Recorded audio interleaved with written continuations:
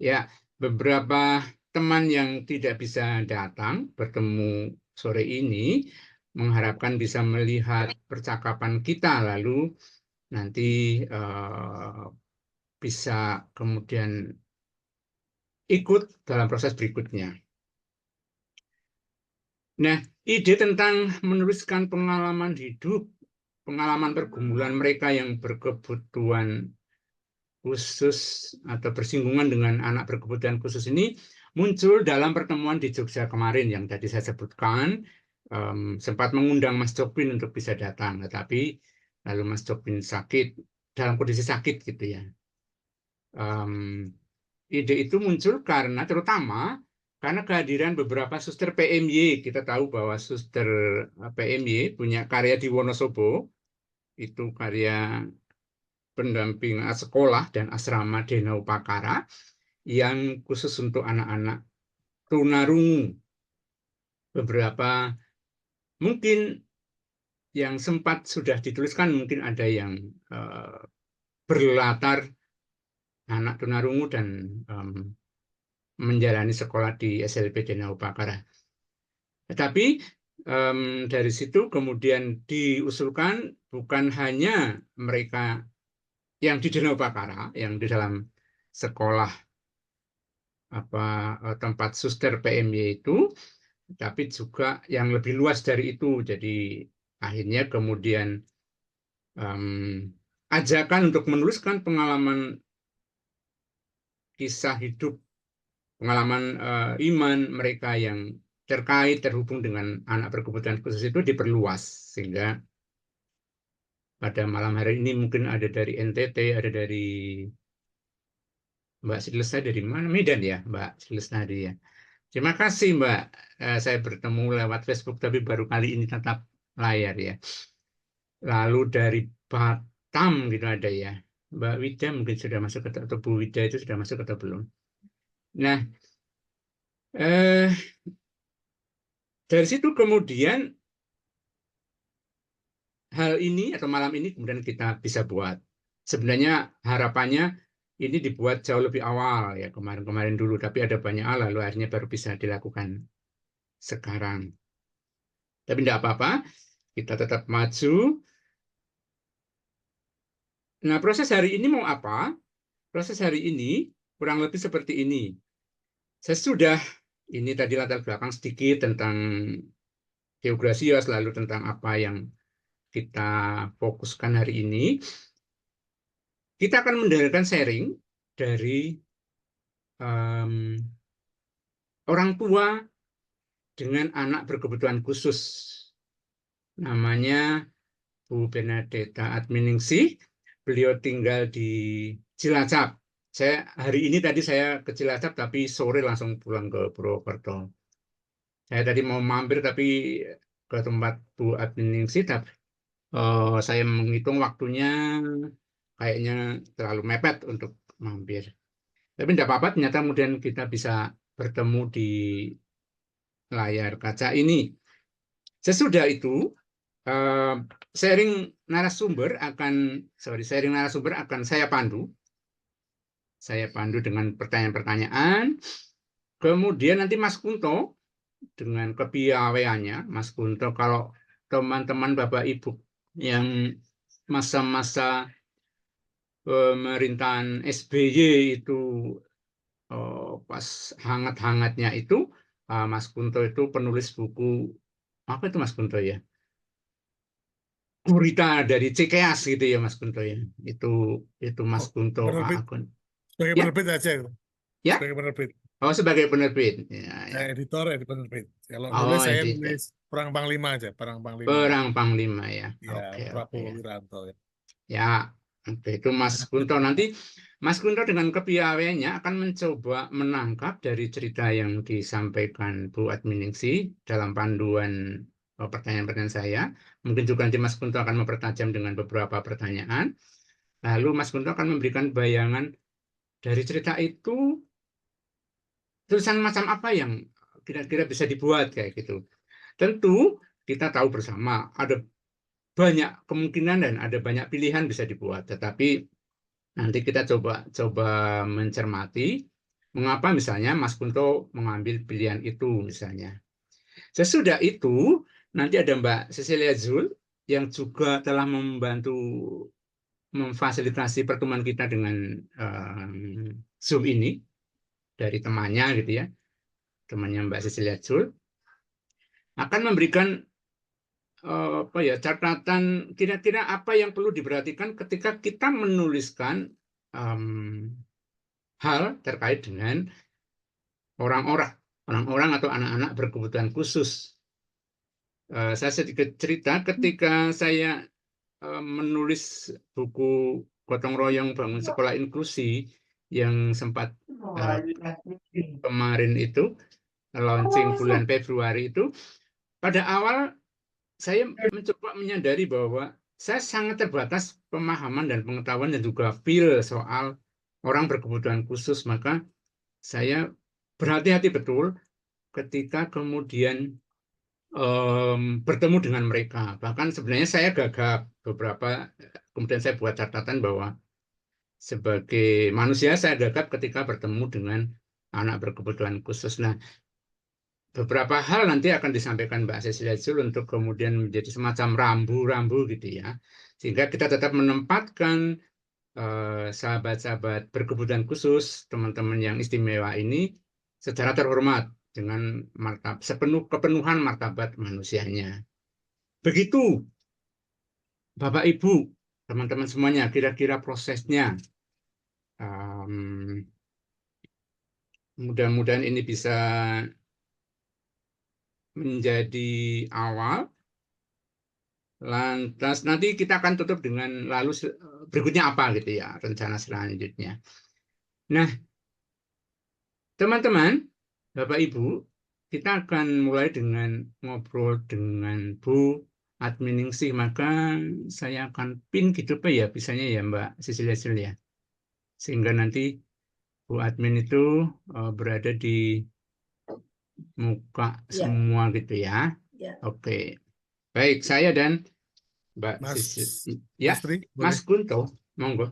Ini kita sampaikan langsung aja, kita batasi sampai pukul berapa? Pukul 21 kan? Oke. Iya, rencana sampai 21. Ya, 19.30. ya Ya. supaya supaya yang ada di Indonesia Tengah, di Timur tidak Iya, malam. betul, betul, iya. Iya, Ya, sekali lagi saya minta maaf untuk teman-teman di Indonesia Timur.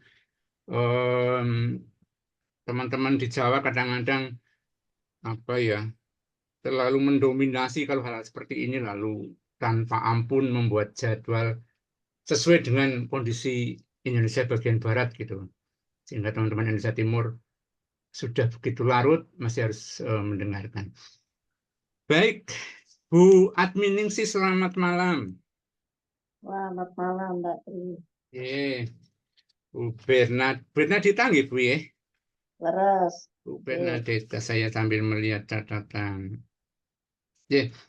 Bu Bernadita Adminingsih. Bapak Ibu, teman-teman semuanya, Bu Adminingsih itu salah satu narasumber dalam buku yang tadi saya sempat singgung. Maka beberapa hal saya sudah punya catatan. Artinya ini bagi penulis biasanya juga menjadi saran juga ketika bertemu narasumber ya, sudah ada gambaran seperti apa narasumber tersebut, itu ada data-data yang dicari dan didapatkan lebih dulu. Baik, Bu Adminingsih itu punya 3 putra putri gitu nggih Bu nggih? 1 laki-laki, 2 Putra. perempuan. Ya, betul. Ada ya. Nah, salah satunya namanya Mbak Iren itu lahir atau sekarang itu kelas 3. Kalau saya itu orang jadul lalu menyebutnya kelas 3 SMA kayak gitu. Kalau ngitung kelas apakah 11 12 saya kira harus dihitung ulang gitu dari kelas 6 7 8 dan sebagainya gitu ya. Orang masa dulu gitu. Kelas 3 SMA dan artinya sudah memasuki masa akhir di SMA. Adiknya namanya Mbak Gerti itu juga di kelas yang sama. Bentar, ada chat. Oke, baik. Mbak Iren itu anak nomor 2 ya Bu ya? Nah, 2, nomor betul, 2. Pak. Saya cerita sedikit kondisinya Mbak Iren. Mbak Iren itu berkebutuhan khusus secara fisik. Secara singkat barangkali seperti itu ya. Ada masalah dengan pergerakan atau ada keterbatasan dalam aktivitas tangan kanan gitu ya. Juga kemudian jari-jari. Sehingga Mbak Iren ini tidak bisa menulis dengan tangan kanan. Membuat catatan itu dengan tangan kiri. Saya pernah disodori bukunya, tapi saya gagal untuk membaca apa yang dituliskan Mbak Iren gitu.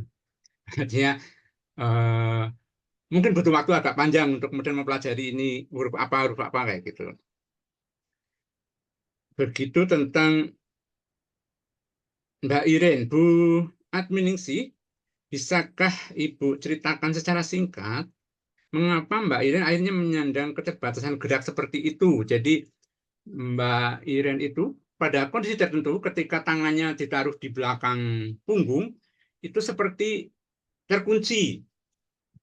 Nah, untuk membukanya dia nggak bisa hanya dengan tangan kanan tapi dibantu oleh tangan kiri. Itu salah satu hal yang saya catat dulu. Mudah-mudahan betul nanti Bu Adminingsih bisa mengoreksi kalau keliru.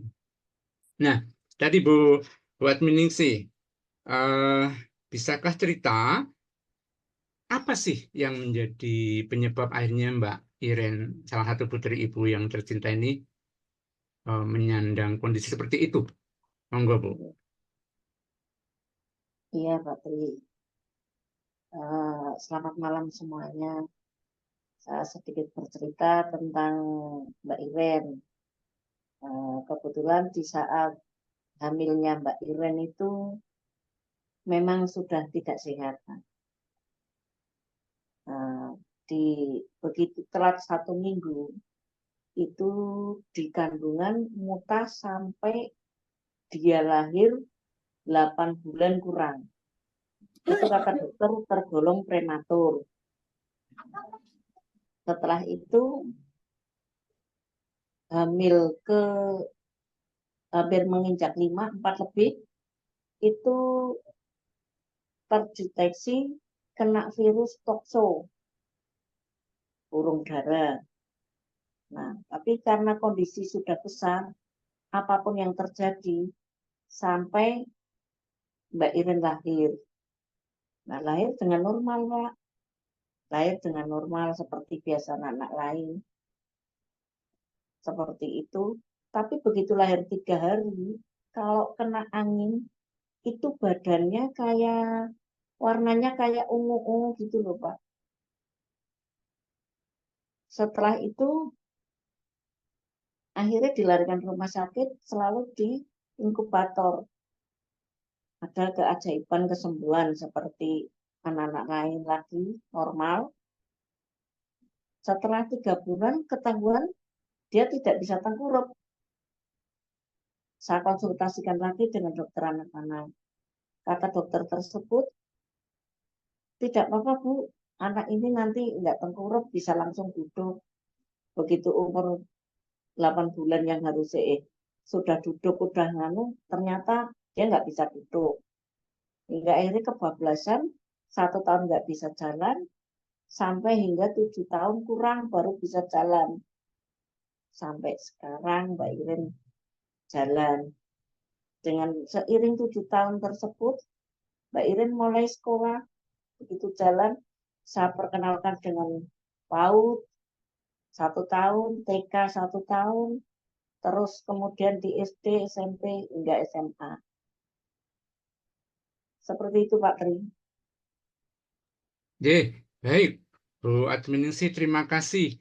Jadi kalau saya menangkap tampaknya karena tadi muntah itu lalu ada kekurangan asupan makanan kayak gitu ya, sebagai ibu hamil ya. Tapi Ya. juga lalu ditambah dengan virus tokso tadi ya. Ya. Ya, 2 hal itu barangkali lalu menjadi penyebab utama kondisi Mbak Iren sekarang ya, awalnya ya. Ya, baik. Menarik tadi sempat tidak bisa atau baru bisa berjalan. Nah, ini nanti Mbak Cecilia akan mencermati nih ungkapan saya tadi ya. tidak bisa berjalan, nah mungkin harus dikoreksi kata Mbak Cecilia Jul, baru bisa berjalan pada usia 7 tahun gitu. Artinya bukan tidak bisa berjalan selama sampai 7 tahun gitu, tapi baru bisa berjalan ketika, nggak tahu benar apa enggak Mbak Cecilia, 7 tahun. Ibu bisakah cerita pada waktu itu bagaimana kejadiannya, lalu apa yang dirasakan gitu ya, menunggu seorang anak sampai bisa berjalan, kemudian melihat bisa berjalan itu rasanya seperti apa itu? Monggo, Bu Admin Ningsih. Ya, iya Pak Tri. Jadi saya menunggu Mbak Irin berjalan itu ibaratkan saya menunggu apa ya, air hujan yang turun di kemarau panjang itu loh Pak. Wah, puitis sekali Nah, ini. betul seperti ini Pak. Jadi anak ini kondisinya itu kayak tidak punya tulang. Dari tulang leher sampai tulang ekor itu lemes yang luar biasa. Dia nggak bisa tengkurap, nggak bisa duduk. Jadi duduknya itu bersandar dengan bantal. Setelah itu kan kami terapi hingga sampai SD, SMP. Saya terapi, tetap saya terapi. Setiap saya terapi ngambil 3 terapi di rumah sakit Banyumas. RSUD-nya Pak, saya ngambil 3 terapi. Fisioterapi, okupasi, dan terapi bicara. Nah, itu hari Sabtu saya 1 hari mesti di rumah sakit Banyumas. Begitu SMP kelas 2 dia sudah menyerah, Bu, saya enggak terapi lagi. Dia minta sendiri enggak terapi lagi. Saya hanya berharap mujizat Tuhan. Saya tetap bisa bergerak. Nah, seperti itu Pak Tri. Kami terapi. Dia minta sendiri enggak terapi. Jadi saya berhenti. Terus hanya saya asup dengan gizi pelan-pelan. Yang kalau dulu kan dia nggak mau makan sama sekali. Oh ya, Hanya 30 kan. Dia nggak mengenal sama buah sama sekali. Dia nggak mengenal. Nggak mau lah kalau dikasih istilahkan nganis. Anak itu total di kandungan, di luar itu masih tetap kurang gizi. Tetap kurang gizi. Setelah ini 1 tahun kan pikiran kalau anak seumur gitu kan mungkin sudah kita atau gimana ya Pak Tri. Nah dengan kondisi Mbak Irin yang lemes seperti itu kan nggak pernah kita, nggak pernah istilahkan rembetan apa gimana nih orang Jawa itu ya, Pak Tri. Nah itu nggak pernah terjadi. Nah suatu saat di Mbak Irin usia 7 tahun kurang 3 bulanan lah Pak Tri, itu dia di depan rumah ada tumpukan pasir, kebetulan di balkon keres itu tak kasih mainan mangkok sama sendok, tak suruh mainan. Nah, di situ kita nggak ada yang tahu keajaiban itu terjadi. Begitu nganu, dia jalannya bagaimana nggak tahu. Dia tahu-tahu udah jauh, Pak Tri. Ada sekitar 100 meteran lah dari tempat yang dia main. Ada tahu berdiri dan ngambil bunga-bunga, jangan kita nggak ada yang tahu. Nah, yang saya sesalkan, saya lupa. Saking bahagianya saya, saat itu lupa nggak nyatat tanggalnya. oh, Waktu itu saya nyatat jam 12 siang.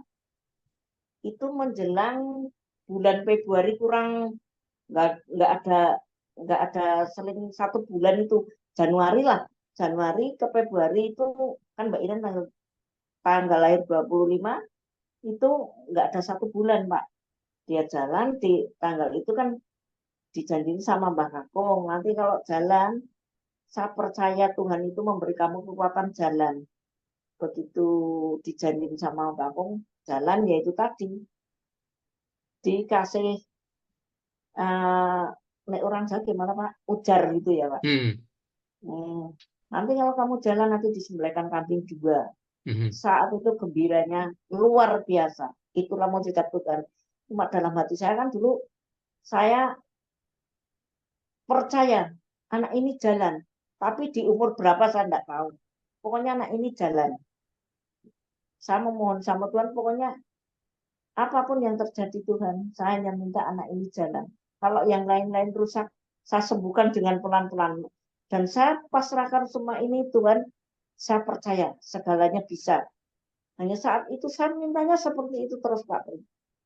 Puji Tuhan semuanya bisa berjalan hingga dia bisa bersekolah seperti ini. Luar biasa bagi saya itu Pak Tri. Oke. Bu Adminingsi, Bapak itu kan dinas militer ya di Angkatan Laut ya. Waktu itu Betul. apakah di rumah ataukah lalu tidak di rumah lalu langsung diberitahu ini anak bisa jalan misalnya seperti itu atau gimana, Bu? Betul. Saat itu kebetulan Pak Robert nggak salah itu darurat militer di Aceh. Wah, oke. Darurat militer di Aceh. Nah itu tak ceritakan kalau anaknya itu jalan.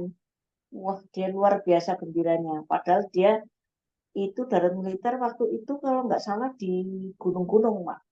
Dia turun ke pasar yang keadaannya kalau darurat militer kan kalau siang sih musuh bisa bisa ibaratkan kita tahu ya Pak. Dia saking senangnya belanja baju-baju di sana dikirimkan buat Mbak Iren. Saya Oh. ingat itu. Walau dia kan nggak tahu keselamatan yang harus dia jaga. Saking luar biasa gembiranya untuk anaknya. Saya ingat itu darurat militer kejadian ini Mbak Iren jalan. Kami ya terus bersuka cita Pak, bersuka cita Hmm. betul. Saya membayangkan kok Kami, satu RT itu lalu datang semuanya melihat bagaimana Mbak Iren berjalan. Atau seperti ya apa, Bu?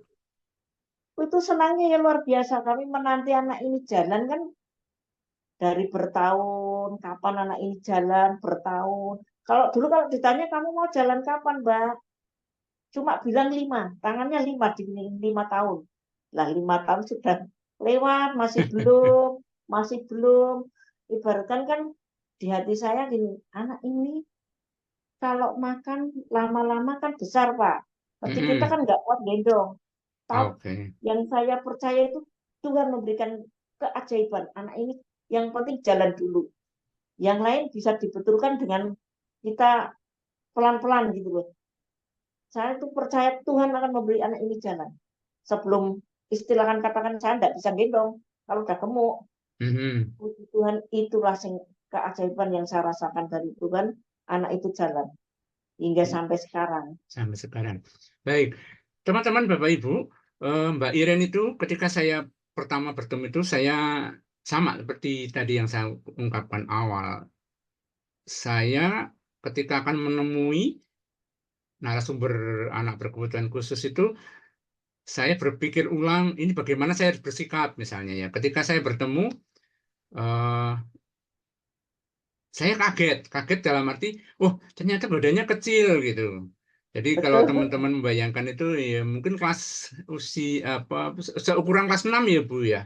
Iya, Barangkali betul. ya. Sekarang ya, Iya, sekarang pun gitu. Sekarang sudah iya, kelas betul. 3 SMA tapi tubuhnya itu seukuran kurang lebih kelas 6 SD kayak gitu. Ketika saya pertama memang ketemu ya saya sempat kaget. Sama tadi masalahnya adalah saya tidak cukup siap ketika bertemu dengan anak-anak berkebutuhan khusus dengan aneka macam varian masalahnya gitu ya. Dalam konteks ketika saya menulis buku yang saya tadi ceritakan. Nah, ada beberapa hal yang unik terkait dengan tubuh itu. Secara intelektual itu normal gitu, nggih. Artinya Mbak Iren bisa Ya, mengikuti pelajaran, bahkan mungkin sempat prestasi juga gitu, Bu.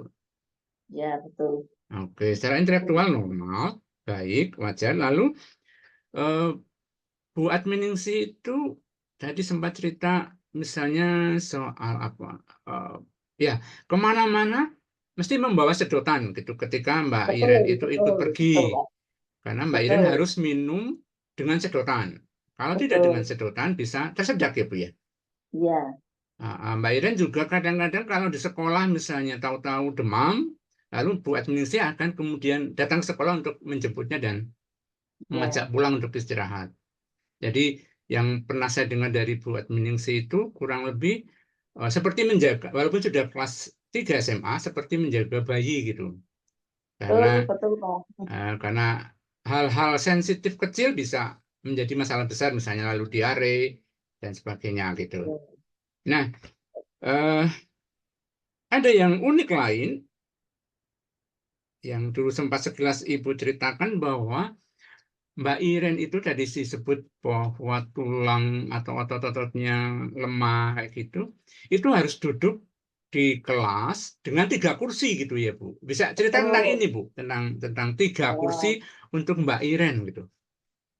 betul Pak Tri. Itu kalau Mbak Iren 1 kursi, itu takut jatuh. Kalau dia itu kan geser-geser, Pak. Jadi saya selalu di setiap sekolah SD saya meminta 3. Jadi 1 untuk tas, 1 untuk dia yang tengah, yang 1 untuk geser-geser, Pak. Jadi 3 kursi. Dari mulai setiap kelas 1 sampai hingga kelas 6. Begitu di SMP, saya pun sudah matur duluan ke sekolahan bahwa anak saya nanti minta 3 kursi. 1 untuk tas, yang 2 untuk dia geser gitu. SMA pun seperti itu. Jadi saya sebelum sebelum masuk ke sekolah tersebut sudah konsultasi duluan. Seperti itu Pak Tri. Nah Bu, eh, sekolah atau siapapun yang dihubungi itu apakah nggak kaget itu? Wah, kok 3 kursi gitu. Lalu teman-temannya gimana juga? Teman-temannya apakah, wah, kok Oh, serakah banget ya kebetulan, misalnya gitu ya? ya. Kebetulan teman-temannya sih ke Mbak Irin itu welcome semua ya. Dalam arti yang temannya Mbak Irin di bahasa itu kan ada yang dari SD bareng, itu ada 2. Jadi mereka mungkin sudah paham. Kalau yang lain-lainnya kan begitu kenal Mbak Iren tahu karena fisiknya seperti itu, semuanya sudah memaklumi Pak gitu loh. Jadi Oke. kadang-kadang mungkin, oh mungkin itu seperti itu, jadi minta 3 kursi. Mungkin ada anak lain yang cuma mereka mungkin tidak berani mengucapkan karena melihat kondisi Mbak Iren seperti itu. Mungkin ya ada, tapi kan kita nggak dengar, Pak. Hmm, hmm, hmm, hmm. Baik. Eh, Teman-teman, Bapak Ibu, Mbak Iren itu sekolah di lembaga pendidikan yang menerapkan sistem inklusi. Jadi teman-temannya itu teman-teman yang ya sekolah biasa, sekolah. Kebetulan memang itu semua dalam cakupan, dalam wilayah, dalam apa asuhan Yayasan Bina Sosial, punya Romo Karolus ya, YSBS, Yayasan Sosial Hmm, Bina Sejahtera, punya Romo Karolus. Jadi TK, SD, SMP, Imakulata SMA. gitu ya. Hmm, Lalu SMA-nya masuk ke SMA Yosudarso Cilacap. Jadi betul. Mbak Iren sebagai anak berkebutuhan khusus itu bergabung bersama dengan teman-teman yang, nah ini yang pilihan istilahnya nanti Mbak Jul itu bagaimana nih? Teman-teman yang normal, apakah betul seperti itu atau apa gitu ya?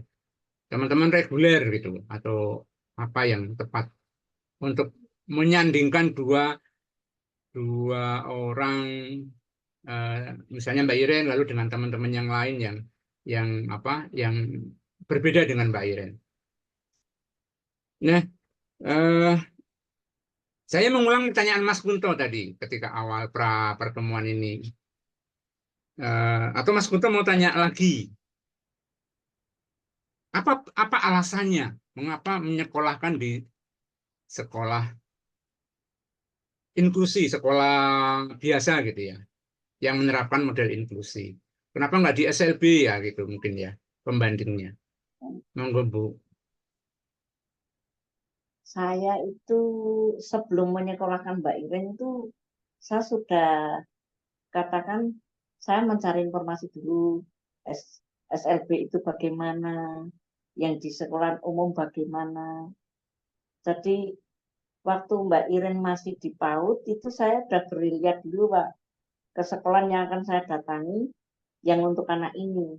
Ternyata anak yang akan saya sekolahkan kan saya tes dulu. Dia mampu mengikuti di pelajaran kelas umum atau tidak itu. Ternyata dia saya pelajari bisa mengikuti pelajaran umum. Akhirnya saya memberanikan diri menyekolahkan Mbak Iren ini ke sekolahan umum. Walau saya sempat ketar-ketir Pak Tri. Nanti penolakan gimana dengan fisik anak saya seperti ini. Ternyata begitu saya selami-selami, dia menerima dengan komit saya, anak ini dicoba dulu. Saya meminta seperti itu. Bisa enggak mengikuti di umum? Kalau bisa, nanti saya lanjut. Kalau tidak, saya ambil lagi gitu. Saat itu seperti itu dulu perjanjian ini. Ternyata anak ini bisa mengikuti pelajaran secara umum. Dia komunikasi ya, walaupun karena keterbatasan ngomongnya, itu kalau panjang hilang. Seperti itu Pak Tri. Jadi kadang dia menulis pakai pakai kertas, kadang pakai HP. Soalnya dari umur di kelas 2 dulu SD kan sudah minta tab untuk komunikasi sih itu Pak Tri. Jadi ini seperti itu guru-guru sudah sudah mengerti lah sama Mbak Iren. Oh, tapi kalau pelajaran memang anak ini bisa itu, jadi ini umum menerima dengan lanjut begitu Pak. Oke. Eh, Bapak Ibu teman-teman, saya mengulang sedikit atau memperjelas tadi yang diungkapkan Bu Adminingsi. Mbak Iren, ketika berbicara dalam satu kalimat, misalnya satu kali, atau makan mungkin membaca satu paragraf, misalnya ada 5 kalimat, misalnya, barangkali pada pada kalimat kedua suaranya mungkin hilang, atau bahkan satu kalimat mungkin ada beberapa kata terakhir mungkin suaranya hilang gitu ya. Nah, maka Betul. kemudian komunikasi antara ibu, bapak, mungkin juga adik, dan juga guru gitu lalu lewat gawe gitu ya, lewat WA kayak gitu ya. Bahkan kadang juga ketika komplain protes juga lewat WA ya Ibu ya, Mbak Irin. Betul, Kalau betul. protes ke orang tuanya gitu Iya, lewat WA gitu ya Ibu ya. iya betul Pak. Kalau Hmm. nggak lewat WA lewat tulisan. Oh, lewat tulisan. Iya, Oke. kalau nggak, kalau di sekolah kadang-kadang kalau pas lagi apa kan nggak boleh bawa itu. Cuma saya permudahkan ini untuk konsultasi, misalkan ada apa-apa, dia sakit apa gimana kan dia mesti WA saya. Akhirnya Oke. sekolah memaklumi Baik. tetap. Baik. Bapak Ibu, teman-teman semuanya, kita sudah jam 8:07. Saya akan memberi kesempatan beberapa, mungkin satu atau dua teman yang lain yang mau bertanya ke Bu Adminingsi. Sesudah itu nanti em, kita fokus ke Mas Kunto. Saya kira kita tidak akan bisa juga cukup waktu untuk misalnya menggali banyak hal, dan tentu ada banyak lagi cerita dari Bu Adminingsi, tetapi waktunya nggak akan cukup sampai nanti barangkali juga nggak akan cukup, bahkan mungkin sampai nanti malam, tengah malam gitu mungkin juga nggak akan cukup gitu ya. Tetapi kita mencoba bercukup eh, data sementara ini. Nah, saya memberi kesempatan mungkin ada yang mau bertanya, teman-teman yang ada di forum ini, satu atau dua, lalu habis itu kita akan mendengar dari Mas Kunto, mungkin juga Mas Kunto bisa lantas mengajukan pertanyaan juga lebih dulu. Kemudian baru memberikan gambaran sebagai Akunto gitu ya, mendengar cerita Bu Adminingsi, lantas akan menulis seperti apa gitu. Itu. Begitu ya, agar forum kita berjalan nanti tepat waktu juga, jam 8 nanti tinggal cukup waktu untuk Mas Kunto membayang-bayangkan, mengajak membayangkan tulisan seperti apa yang bisa dibuat. Nanti Mbak Cecilia juga punya kesempatan, lalu teman-teman yang lain atau Bapak Ibu yang lain, lalu ada kesempatan juga untuk berdiskusi lebih lanjut. Monggo silakan yang mau bertanya, apakah ada yang sudah raise hand dulu, kemudian nanti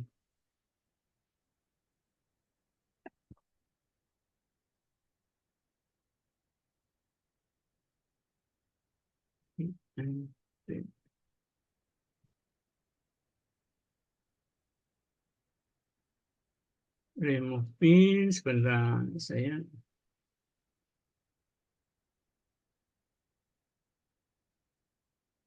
membuang pin saya gimana caranya, Mas Kunto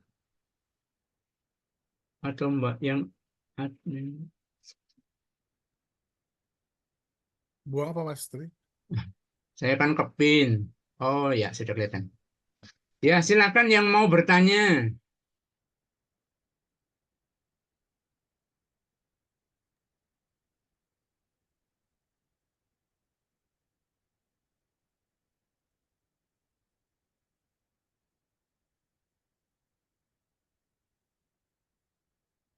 Adakah?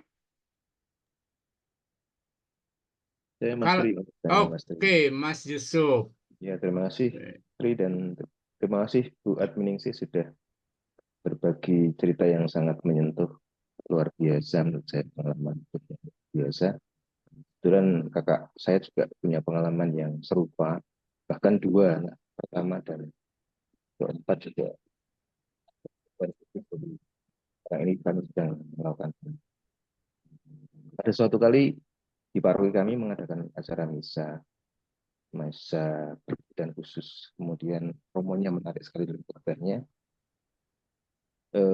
Romonya mengatakan kepada para umat begini, bahwa memiliki anak yang berkebutuhan khusus itu harus diyakini sebagai jalan menuju kekudusan. Saya kira asik sekali dan menarik. Pertanyaan saya kepada Bu Adminingsih, itu ketika Bu Admin harus katakanlah misalnya harus beri pesan pada orang tua yang punya pengalaman yang sama. Kira-kira apa ya Bu Admin yang ingin disampaikan kepada siapapun juga yang punya pengalaman yang mirip dengan pengalaman yang Bu Adminingsih alami. Nah, saya kira ini penting ya untuk semacam keutamaan hidup yang bisa di-sharekan gitu, yang kira-kira bisa memberikan suntikan semangat. Terima kasih, Mas. Oke. Baik, terima kasih Mas Yusuf. Saya mengulang pertanyaan Bu Admin, memperjelas barangkali. Pertanyaannya, kalau Bu Adminingsih bertemu dengan beberapa orang yang punya anak berkebutuhan khusus, apapun variasinya, lalu berdasarkan pengalaman Bu Adminingsih, ungkapan-ungkapan macam apa untuk meneguhkan mereka? Begitu ya Mas Yusuf ya, kurang lebih ya. Yep, betul Mas. Mangga Bu Adminingsih. Iya Pak Tri. Untuk mereka-mereka yang khususnya punya anak yang berkebutuhan khusus, ya dari berbagai hal gitu ya Pak Tri, semangat itulah harta kita yang harus kita jaga. Bawalah dia di luar, karena penyembuhan-penyembuhan dari luar itulah yang kuat Pak Tri. Jadi kalau anak-anak seperti itu kita kurung, kita nggak kenalkan dunia luar, nggak kita istilahkan kita bawa dorong kemana, itu kan jadi penyembuhan yang untuk dalam arti anak ini itu kan jadi terlambat Pak Tri. Ini menurut saya. Jadi siapapun yang punya anak seperti ini, jangan malu. Itulah harta kita yang paling berharga. Harus kita tanamkan di dunia yang luar. Kita nggak usah rendah diri, nggak usah merasa malu punya anak yang seperti itu. Itulah kalau saya, Mbak Tri, kalau saya nggak pernah punya rasa malu, nggak pernah punya rasa gimana. Biarlah orang melihat kita seperti apa. Tapi saya bahagia dilihat orang. Mungkin pikiran orang itu, anak itu kok aneh. Tapi bagi saya bahagia. Jadi dia bisa mengerti kondisi anak saya. Seperti itu Pak Tri. Jadi ibaratkan bawalah anak-anak seperti itu untuk keluar. Justru di luar itulah yang akan membangun pikiran anak itu jadi ikut maju gitu Pak Tri. Seperti itu. Oke, baik. Terima kasih. Itu ya Mas Yusuf ya. Mantap. Oke, baik. Baik, Bapak Ibu. Saya keluarkan dulu PIN-nya dari Mas Yusuf. Gitu. Oh, ya. Bapak Ibu, sebelum mungkin ada pertanyaan lagi, kayaknya kita sambil biar Mas Kunto punya cukup waktu untuk memikirkan, gitu. Lihat dahinya itu mengkerut untuk memikirkan menulis apa nih dari cerita Bu Adminingsih. Kita buka layar dulu ya, kemudian foto bareng gitu. Mumpung ganteng dan cantiknya belum bercampur dengan ngantuk. Mbak Cecilia Jul bisa ya mengambil gambar ya. Terserah nanti dari mana dulu. Saya mengkerut karena memikirkan ini kapan saya nyantap ini. Walah, jane malah mangan yo. Katanya sekawan urung mangan nih. Oke, baik. Mbak Sisil bisa memberi apa-apa, terutama untuk yang belum buka-buka layar kayak gitu. Monggo. Audionya Mbak Sisil. Bu admin masih pin Pak. Jadi sebentar Oh, saya masih pin? masih. Saya coba remove dulu ya. Di tempat saya sudah tidak. Di tempat saya masih ya Pak. Ini ada satu, saya coba hitung layarnya dulu ya. Ya. 1, 2, 3, 4, 5. Ada 5. Jadi nanti mungkin 5 kali jepretan. Oke, ya. Cuma ini kok Pak Sutri di tempat saya masih apa ya, pin ya. Oh ya. Bentar. Bentuknya masih layar gede. Ini gimana ya? Apa jangan-jangan tempat saya yang harus Iya. diatur? Iya, Ya, oke. sudah. Sudah, Oke. ya. Ternyata 2 saja. 2 ya. 2 saja Oke. ya. Mohon yang belum on cam bisa on cam ya. Kita coba untuk bersiap ya. Rambutnya disibak-sibak dulu. Oke, kita mulai. 1, 2, 3. Ya, satu lagi.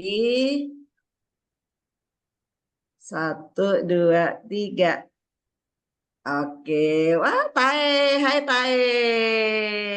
Hmm. Oke, terima kasih Bapak Ibu, silakan Oke, dilanjutkan. baik. Terima kasih. Eh, habis ini, atau apakah masih ada yang mau bertanya sebelum nanti kita mendengarkan Itu Pak Budiono Alwe Pak Budi? mengangkat tangan. Oke. Monggo, silakan. Nanti saya akan kelihatan sudah bicara. Pak Budiono. Silakan Pak Selamat malam. Budiono. Iya. Selamat malam Pak Sutriyono. Oh, oke, ya, ya. Monggo, Pak. Langsung saja. Untuk bertanya belum Pak? Oh, Di belum. pending dulu. Oke, Iya. baik. Baik, teman-teman, maka sekarang, Mbak Cecilia Jul, di tempat saya hujan dan cukup deras. Nanti kalau tiba-tiba saya menghilang, mohon dimaklumi, lalu mungkin di-handle Mbak Cecilia Jul atau Mas Guntur. Mudah-mudahan aman ya. Oke, baik. Oke. Ini berkah hujan, beberapa hari nggak hujan. Puji Sekarang Tuhan. gilirannya Mas Kunto, pria asal AA itu Kedu, ya, pria asal Kedu. Monggo Mas Kunto. Tak Matur pin, nuwun, Mas Putri. tak pin ben Terima ketok kasih. wajahnya. Ya, sudah. Suara saya terdengar ya. Saya dengar. Oke. Mas. Baik, terima kasih. Saya akan menanggapi dengan beberapa poin. Pertama bahwa buku ini mendasarkan diri pada tema bagaimana menjadi orang tua atau keluarga ya dengan anak berkebutuhan khusus. Artinya kita angle-nya, sudut pandangnya adalah pergumulan orang tua atau keluarga. Apa yang tadi disampaikan oleh Bu Adminisi itu porsinya dalam bayangan saya itu yang kesemuanya tadi itu porsinya 30% dari tulisan. Artinya penting menceritakan tentang Mbak Iren itu seperti apa gitu ya. Tinggal nanti di dipilah-pilah lagi mana yang betul-betul pas untuk konteks ini di antara sekian banyak cerita yang penting dan menarik tadi. Nah, selebihnya yang 70% itu adalah bagaimana pergulatan Bu Adminingsih itu dalam mendampingi Pak Iren. Bagaimana pergulatan Pak Robert yang prajurit di TNI Angkatan Laut ya Bu ya, itu dalam ya mendampingi anak, dalam berkomunikasi dengan ibu dalam rangka mendampingi anak. Nah itu yang perlu kita sebagai pewawancara kalau menulis tentang Mbak Iren menggali lebih dalam dari Bu Adminingsih apa saja gitu ya. Lalu pergumulan atau pergulatan itu pergulatan apa saja gitu ya. Tadi sudah disampaikan di awal, bisa pergulatan iman, bisa pergulatan hidup. Ya, pergulatan hidup dulu lah ya. Pergulatan hidup itu bisa ambil dari sisi pergulatan psikologis misalnya. Jadi apa yang dirasakan oleh Bu Adminingsih itu dalam periode-periode pendampingan dan lain sebagainya, apa yang Bu Adminingsih lakukan untuk mengolah perasaan itu, mengolah perasaan tidak enak, perasaan kecewa, perasaan tidak berpengharapan, sampai kemudian juga mengolah perasaan-perasaan gembira, bersyukur gitu ya, dari aspek psikologis misalnya. Lalu juga pergulatan hidup misalnya dari sisi sosial, ya, tentang berterimaan lingkungan sekitar gitu ya, bisa mulai dari lingkungan rumah, kemudian lingkungan tetangga gitu ya, lalu keluarga sendiri, ya, keluarga intinya Bu Adminingsih, kakak, adik, dan lain sebagainya, saudara, dan dari Pak Robert dan lain sebagainya. Jika ada ya, misalnya jika ada yang pernah menolak atau tidak memahami sampai dengan memahami, nah itu apa yang dilakukan oleh Bu Adminingsih dan Pak Robert untuk melakukan itu. Lalu ini juga apa namanya menarik Ibu, bagaimana juga pergumulan hidup itu berkaitan dengan keberterimaan di lingkungan kantor misalnya, yang saya tadi belum dengar Bu Adminingsih ini apa namanya, apakah ada aktivitas tertentu berkaitan dengan pekerjaan gitu ya.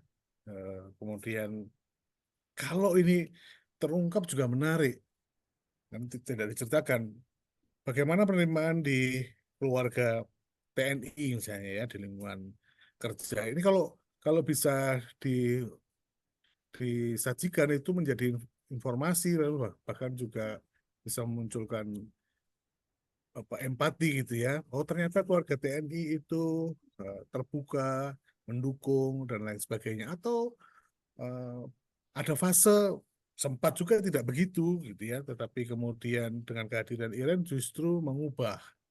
Nah, apa pergulatan Pak Robert ini di lingkungan pekerjaan berkaitan dengan itu misalnya. Kemudian ada pergulatan hidup itu berkaitan dengan pergulatan intelektual misalnya. Mempertanyakan ini sebenarnya apa sih yang terjadi pada Mbak Iren ini ya.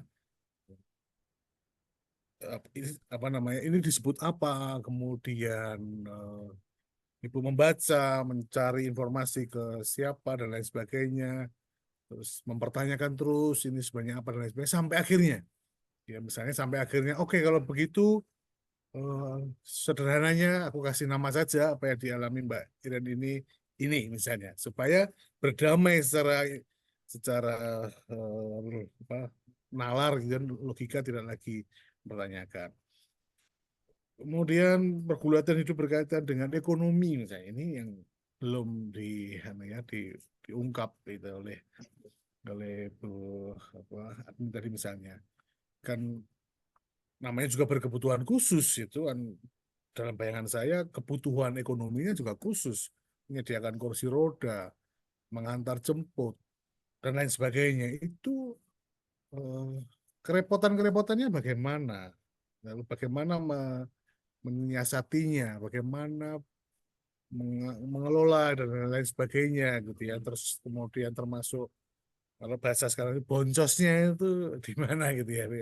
Terus kemudian dan lain sebagainya. Ini kan real ya, real itu terjadi dan bisa mempengaruhi naik turunnya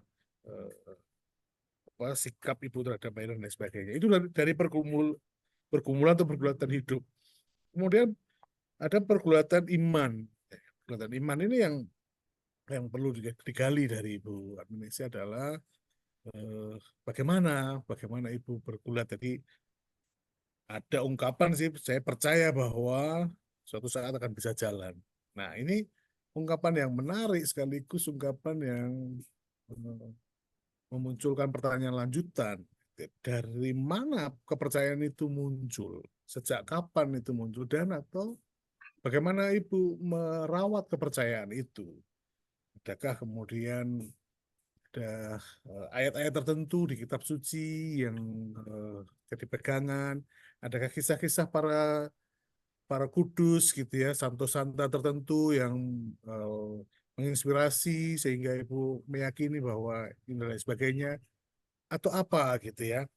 Terus kemudian eh, kan ada tegangan antara keputusasaan dengan harapan misalnya. Kapan Ibu merasa bahwa kepercayaan itu luntur, kepercayaan itu menipis dan lain sebagainya dan apa yang terjadi pada waktu itu termasuk konkretnya gitu ya. Konkretnya itu apakah mempengaruhi pada saat Ibu percaya kemudian menjadi lebih rajin berdoa, lebih rajin ke gereja, lebih rajin dan sebagainya. Dan ketika Ibu mengalami krisis, apakah kemudian menjadikan Ibu menjauh dari situ, kemudian menutup menutup kitab sucinya sampai berdebu misalnya, atau kemudian menutup piano di rumah sampai kemudian nggak dimainkan lagi lagu-lagunya dan lain sebagainya. Ini yang perlu digambarkan supaya kemudian kita mendapatkan eh, imajinasi bagaimana persisnya pergulatan itu gitu ya. Tentang pergulatan iman bisa jadi bukan hanya dari sisi agama gitu ya, tapi juga berkaitan dengan keyakinan-keyakinan leluhur, keyakinan-keyakinan budaya gitu ya, eh, masyarakat lokal gitu ya. Eh, Misalnya pernahkah mengalami semacam eh, apa namanya keyakinan tertentu bahwa, nah misalnya ini yang terjadi pada Iren ini karena gitu ya, karena ada hubungan dengan dan lain sebagainya gitu ya. Eh, Tempat berhubungan dengan leluhur dan lain sebagainya yang kemudian itu juga eh, membuat ibu sempat down, buat naik dan lain sebagainya gitu. Misalnya itu dari sisi itu. Karena tadi ada ungkapan yang menarik dari Bu Iren. Apa yang dilakukan untuk mendampingi Mbak Iren tadi ya adalah ibarat menunggu hujan di masa kemarau panjang. Ini ini luar biasa pernyataan ini. Dan bagi saya ini eh, memunculkan pertanyaan lanjutan gitu ya. Ibarat menunggu hujan. Ini kenapa pilihannya adalah menunggu hujan gitu ya. Bukan menunggu misalnya panen buah gitu ya atau Oh, bukan menunggu apa dan lain sebagainya. Lalu kenapa kenapa perumpamaannya itu hujan dan menunggu itu seperti apa persisnya? Ya, menunggu itu apakah dengan diam, apakah aktif gitu atau cenderung untuk menutup diri dan sebagainya. Kemudian kan di masa kemarau panjang itu kan ini luar biasa. Pak tahu bahwa kemarau panjang itu tidak mungkin hujan, tapi kenapa tetap menunggu? Nah, ini apa yang terjadi di dalam diri ibu dan bapak gitu ya, dalam mendampingi eh, apa namanya Mbak Iren. Maka, nah ini Bapak Ibu sekalian, ini sebagai inspirasi kalau mau menuliskan sosok seperti ini, mari kita pilih gitu ya angle yang unik, gitu ya, angle yang berbeda, angle yang selain berbeda unik adalah angle yang juga punya nilai lebih nilai besar bagi membaca. Nilai besar itu bisa jadi ini sesuatu yang eh, belum pernah ada sebelumnya, lalu ini ada. Atau sudah pernah ada, tapi ini menguatkan, atau dan lain sebagainya. Jadi, contoh tadi misalnya, saya penasaran gitu ya, penasaran dengan bagaimana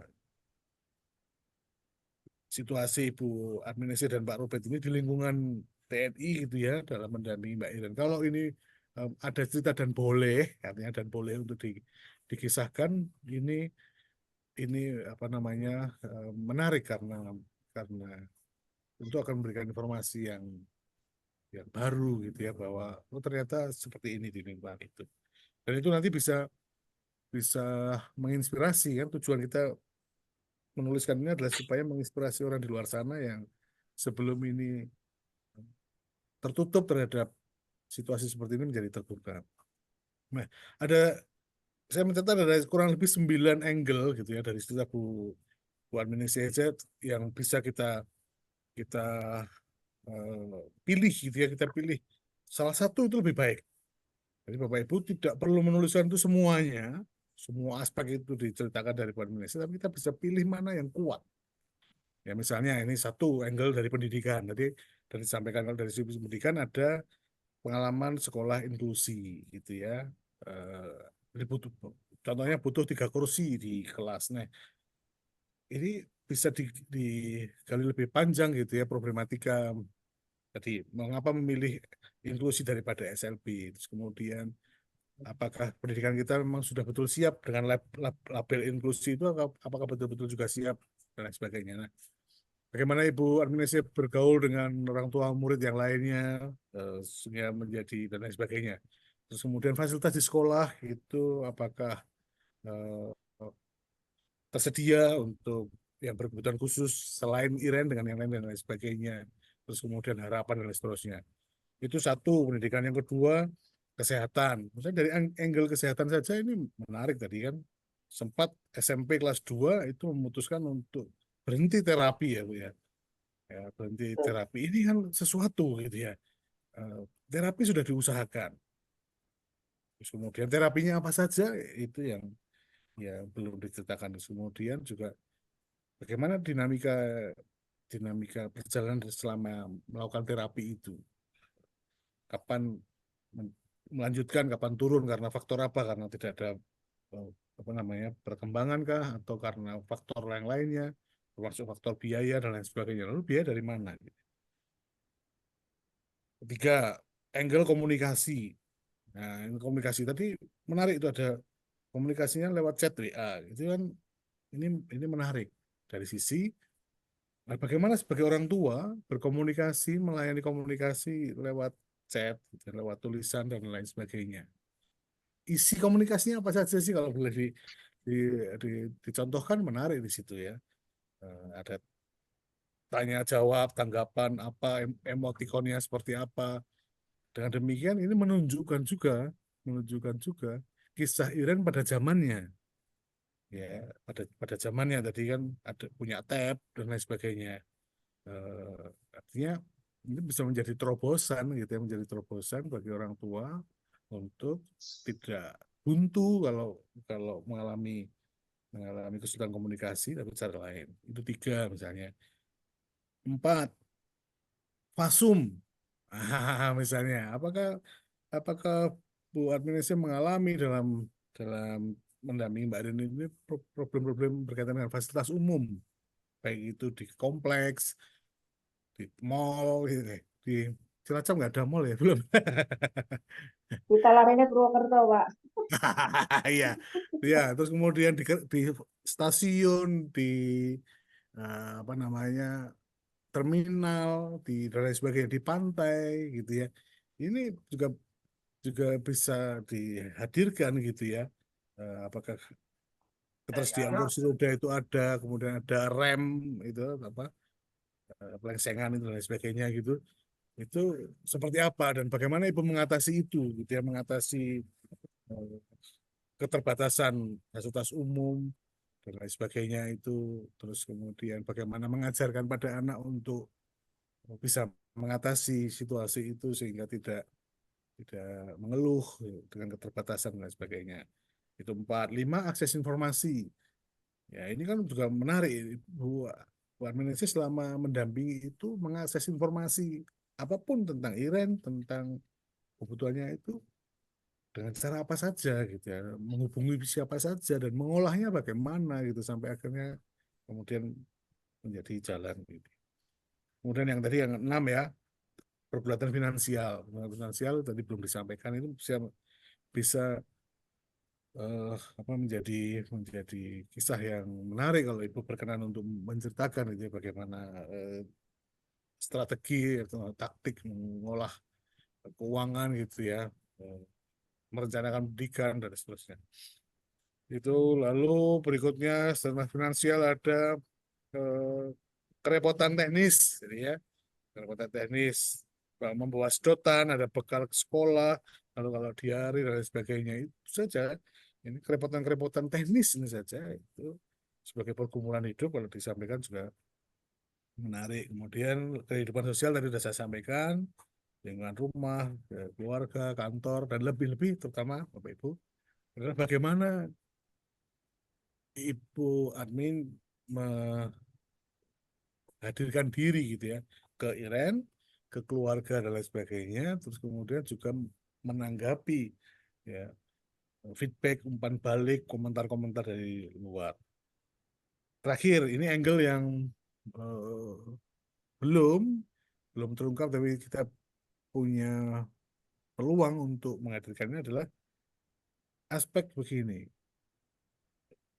komedi. Ya, kita juga bisa menghadirkan kelucuan-kelucuan, ya kelucuan komedi itu berbalut dengan tragedi gitu ya. Itu juga apa namanya bisa bisa kita hadirkan gitu ya.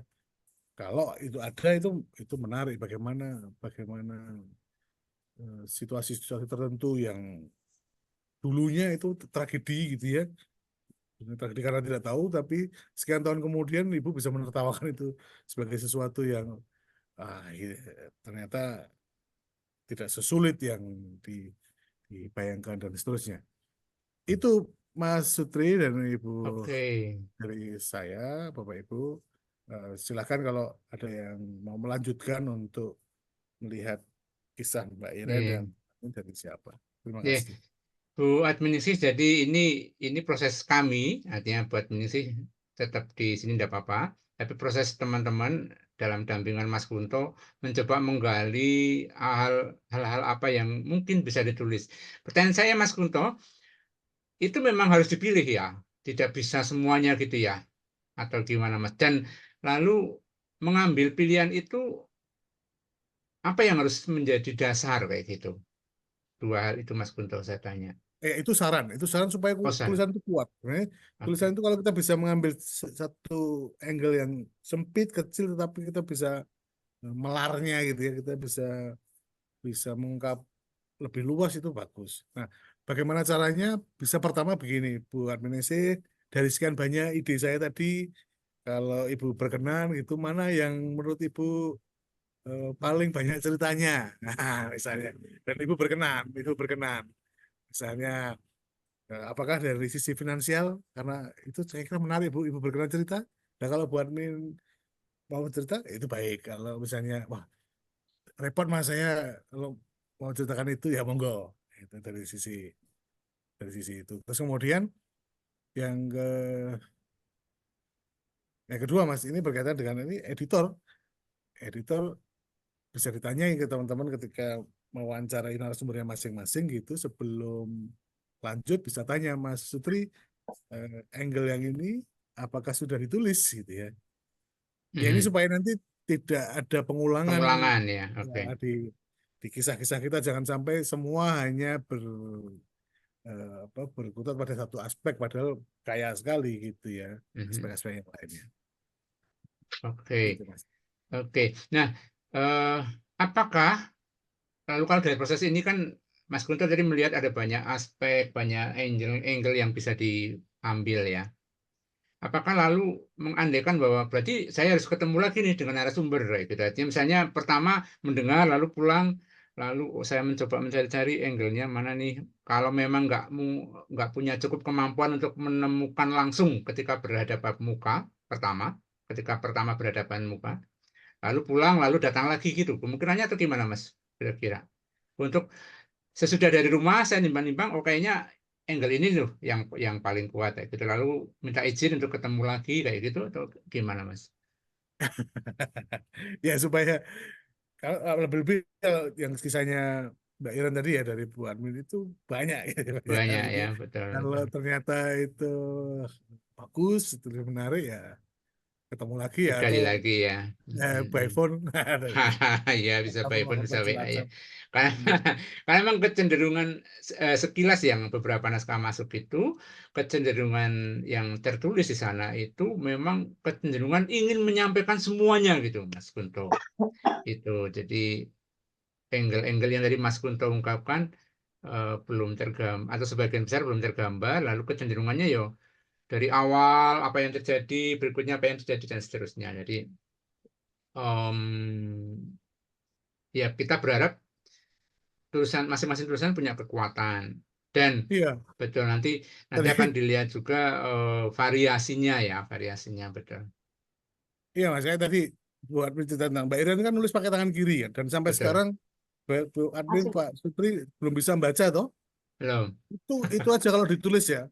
Bagaimana frustrasinya panjenengan nggak bisa baca tulisan itu, tapi sekaligus tetap menyediakan diri, dia nulis terus bergulat di akhir tulisan nanti sampai hari ini saya tetap tidak paham apa yang ditulis Iren. Itu saja. Itu aja kalau ditulis bisa menjadi mewakili gitu, mewakili bahwa untuk mendampingi anak kita itu memang tidak harus kita menuntut diri tuntas gitu ya.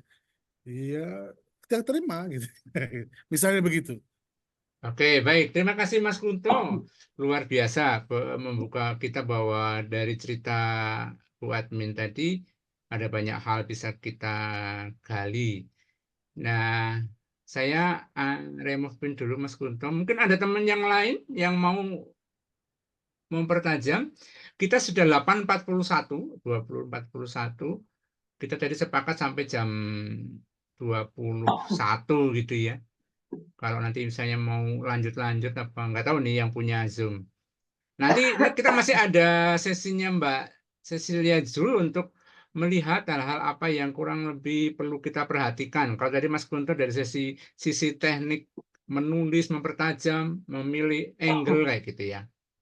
Nanti Mbak Cecilia Zul memberikan catatan hal apa yang perlu kita perhatikan sehingga kita tetap menempatkan teman-teman sahabat-sahabat berkebutuhan khusus itu secara terhormat gitu, bukan malah ungkapan-ungkapan yang muncul di dalam tulisan itu malah merendahkan misalnya.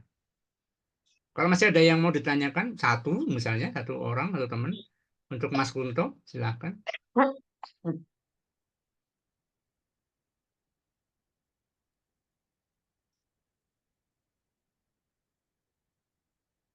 Kalau tidak ada, kita lanjut ke Mbak Cecilia Zul ya. Oke, Mas. Saya punya Oke. waktu sekitar 5-10 menit ya. Ya, oke. Aku izin share screen ya, Mas Sutri. Silakan. Minta tolong diizinkan sebagai host. Oh, ya. Kan hostnya jenengan. Oh, gitu. Oh, sorry.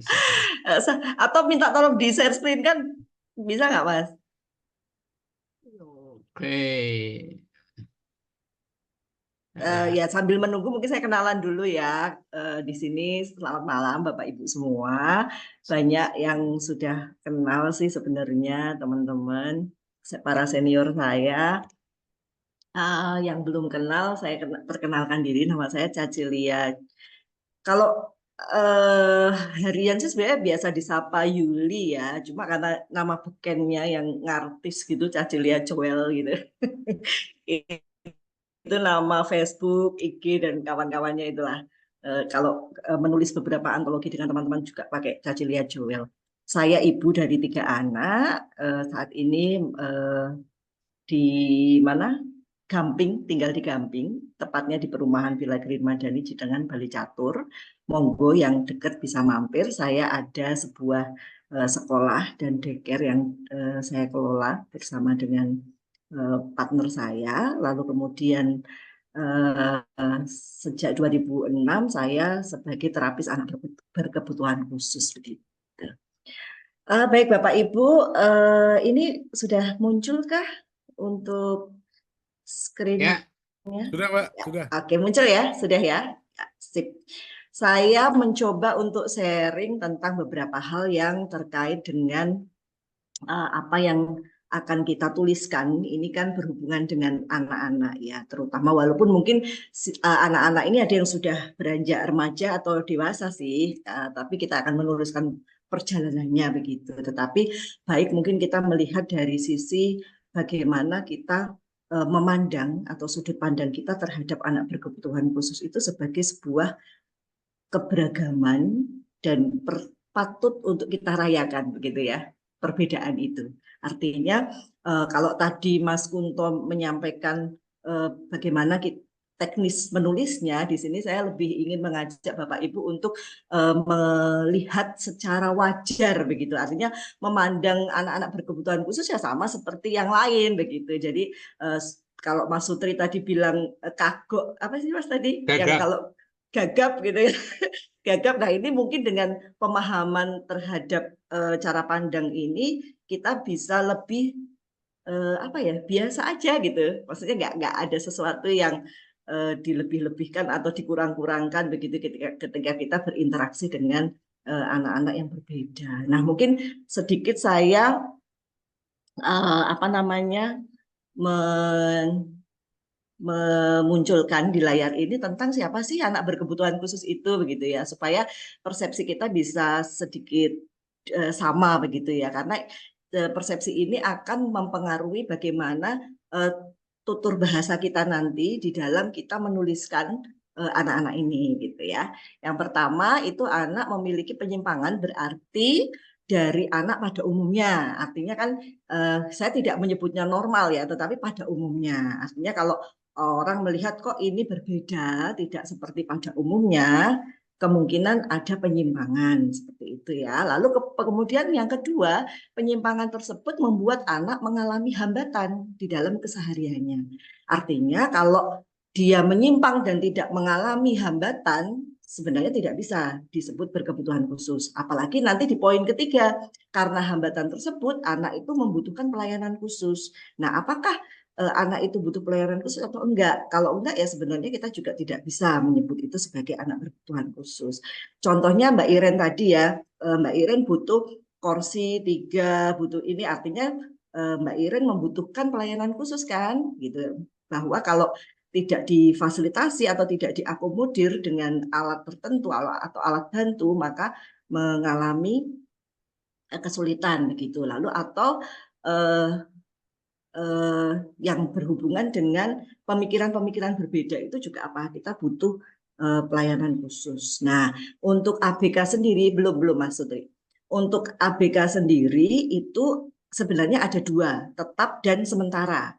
Yang sementara itu mungkin hanya terjadi di awal-awal tahun perkembangan misalnya. Saya contohkan misalnya suami saya itu kena virus polio di usia 3 bulan, lalu kemudian mengalami hambatan perkembangan sampai usianya 3 tahun. Tidak bisa berjalan dengan normal, jatuh-jatuh dan sebagainya, lalu menjalani terapi, proses pengobatan dan sebagainya, sehingga ketika dewasa itu tidak mengalami hambatan lagi. Artinya ya bisa nyetir, bisa main bola, bisa bersepeda, berenang, ya seperti pada umumnya begitu. Nah, artinya hambatan disabilitasnya itu sifatnya sementara, misalnya seperti itu. Atau ya kalau yang tetap itu yang menetap sampai usia dewasa, tapi mungkin dengan kebutuhan yang semakin berkurang tingkat kesulitannya. Lalu ketika kita bicara tentang anak berkebutuhan khusus, tadi Mas Kunto sebelum kelas ini sempat bilang ke saya, Mbak ada nggak itu apa perpu atau apa yang membahas tentang ini? Banyak sebenarnya ya. Tadi saya sempat tanya ke suami saya, kebetulan dia juga aktivis disabilitas, itu ada PPA, kalau dari suami saya tadi ada Permen PPA nomor 4 2017. Nanti mungkin saya share di linknya di grup nggih, supaya mungkin Bapak Ibu bisa mempelajari. Di situ ada kategori dan hak-hak penyandang disabilitas termasuk anak berkebutuhan khusus. Tapi nanti kalau yang berurusan dengan pendidikan dan sebagainya itu ada peraturan terpisah begitu. Lalu kemudian ada PPA nomor 4 tahun 2017. Nah, ini yang di mana ada beberapa jenis ABK itu yang kita kenal itu kan dulu itu disebutnya kan tunanetra, tunadaksa begitu ya. Nah, ini mengalami perubahan. Jadi mengalami pergeseran istilah begitu ya. Sekarang semua kecacatan itu sudah diganti dengan disabilitas. Lalu kemudian jenis-jenis ABK itu sudah diganti dengan penyandang disabilitas. Nah, itu ada penyandang disabilitas intelektual, penglihatan, pendengaran, fisik atau tubuh kayak gitu. Lalu kemudian anak berkebutuhan khusus dengan disabilitas perkembangan begitu ya, seperti kayak Down syndrome, autisme, disleksia, lalu kemudian perilaku dan emosional, kalau dulu disebutnya tunalaras begitu, lalu kemudian gangguan sensorik, vestibular, proprioseptik seperti itu, atau yang berhubungan dengan gangguan indera seperti itu. Jadi ada 4, lalu kemudian di beberapa sumber yang lain itu ada 5, itu yang kelima itu disabilitas ganda. Jadi yang mengalami 2 atau lebih disabilitas begitu ya. Itu gambaran umumnya seperti itu Bapak Ibu. Lalu saya ingin sharing tentang beberapa hal yang berhubungan dengan bagaimana cara otak bekerja. Nah, ini mungkin slide berikutnya bisa ditampilkan, Mas Sutri. Nah, ini tentang yang disebut dengan neurodiversity. Nah, neurodiversity ini sebenarnya bukan istilah medis. Mungkin Bapak Ibu juga sudah mendengar. Saya coba untuk mengenalkan kembali, tetapi ini sering digunakan untuk mendeskripsikan istilah supaya kita tidak menggunakan istilah normal dan abnormal. Karena sebenarnya kita nggak bisa mengatakan bahwa anak yang berbeda dari kita itu tidak normal. Karena mungkin kita juga di hadapan orang lain yang berbeda dengan kita juga nggak normal, begitu ya. Jadi kita tidak bisa menggunakan istilah normal dan tidak normal. Jadi kita mulai membahasakan dengan lebih halus, begitu ya, dengan lebih bermartabat, tidak dengan batasan normal atau tidak normal, tetapi ini adalah sesuatu yang berbeda. Jadi kalau misalnya diibaratkan di dalam otak kita ini ada warna-warni, nah warna-warnanya itu beda-beda gitu loh Bapak Ibu di otak kita ini. Jadi mungkin ada yang merah kuning hijau, ada yang biru putih dan sebagainya. Dan itu berpengaruh terhadap bagaimana cara berpikir seseorang, sehingga mungkin ketika kita melihat teman-teman dengan disabilitas intelektual ataupun disabilitas yang lain dengan gaya berpikir yang berbeda dengan kita menganggapnya aneh begitu ya dalam tanda kutip. Padahal sebenarnya hanya berbeda saja kok. Lalu bagaimana supaya kita bisa punya sudut pandang bahwa memandang orang-orang atau anak-anak yang berbeda dengan cara pandang kita ini adalah sebagai sesuatu yang wajar begitu. Nah, istilah ini diciptakan oleh seorang sosiolog autis, kebetulan dia penyandang autis dari Australia atau mana ya, maaf saya lupa. Lalu bernama Judy Singer ini, dia mengungkapkan bahwa otak setiap orang itu berkembang dengan cara yang unik. Jadi kita tidak bisa menyamakan begitu ya, bahwa anak-anak itu harus sama begitu. Lalu konsep ini juga menunjukkan bagaimana cara kerja otak pada seseorang itu untuk memproses informasi dan untuk berfungsi dan berperilaku. Makanya kenapa ada anak-anak yang berbeda dengan anak-anak pada umumnya. Dan konsep ini mengakui bahwa fungsi otak atau sifat perilaku itu hanya indikator betapa beragamnya populasi manusia. Nah, ini sebenarnya adalah sesuatu yang patut kita syukuri bahwa ternyata Tuhan itu bisa menciptakan berbagai macam ragam jenis cara berpikir gitu dengan alat bantu yang bernama otak itu, dan ternyata bisa macam-macam begitu. Nah, mungkin Bapak Ibu juga bisa merefleksikan ini ketika berada dalam satu rumah, itu bisa beda-beda gitu kan. Atau seperti saya, ibu dengan 3 anak, ternyata 3 anak saya pun juga berbeda-beda. Padahal mungkin pola asuhnya sudah mirip, sudah sama begitu, tetapi ternyata outputnya beda-beda. Gitu. Oke, next Mas. Ini saya agak cepat ya, soalnya nanti waktunya keburu habis. Lalu bagaimana perbedaan cara otak bekerja? Nah, inilah yang kita bagi menjadi 2 itu, neurotipikal itu yang biasanya merujuk pada orang yang memiliki perilaku cara berpikir yang pada umumnya standar begitu ya, yang mungkin selama ini orang bilangnya itu normal gitu ya, mengistilahkan oh anaknya normal itu kan sering ya Bapak Ibu kita masih mendengar istilah itu kan, mengatakan bahwa anak yang pada umumnya itu sebagai anak normal, kemudian yang berbeda itu tidak normal, itu masih sering kita dengar. Nah, mungkin saya harapannya sih setelah kita sharing malam ini Bapak Ibu bisa tidak menggunakan lagi istilah normal dan tidak normal. Nah, orang-orang dengan cara bekerja otak ini biasanya itu ditandai dengan tonggak perkembangan atau milestones-nya itu sesuai gitu. Oh, usia sekian sekian. Jadi kalau tadi Mbak Iren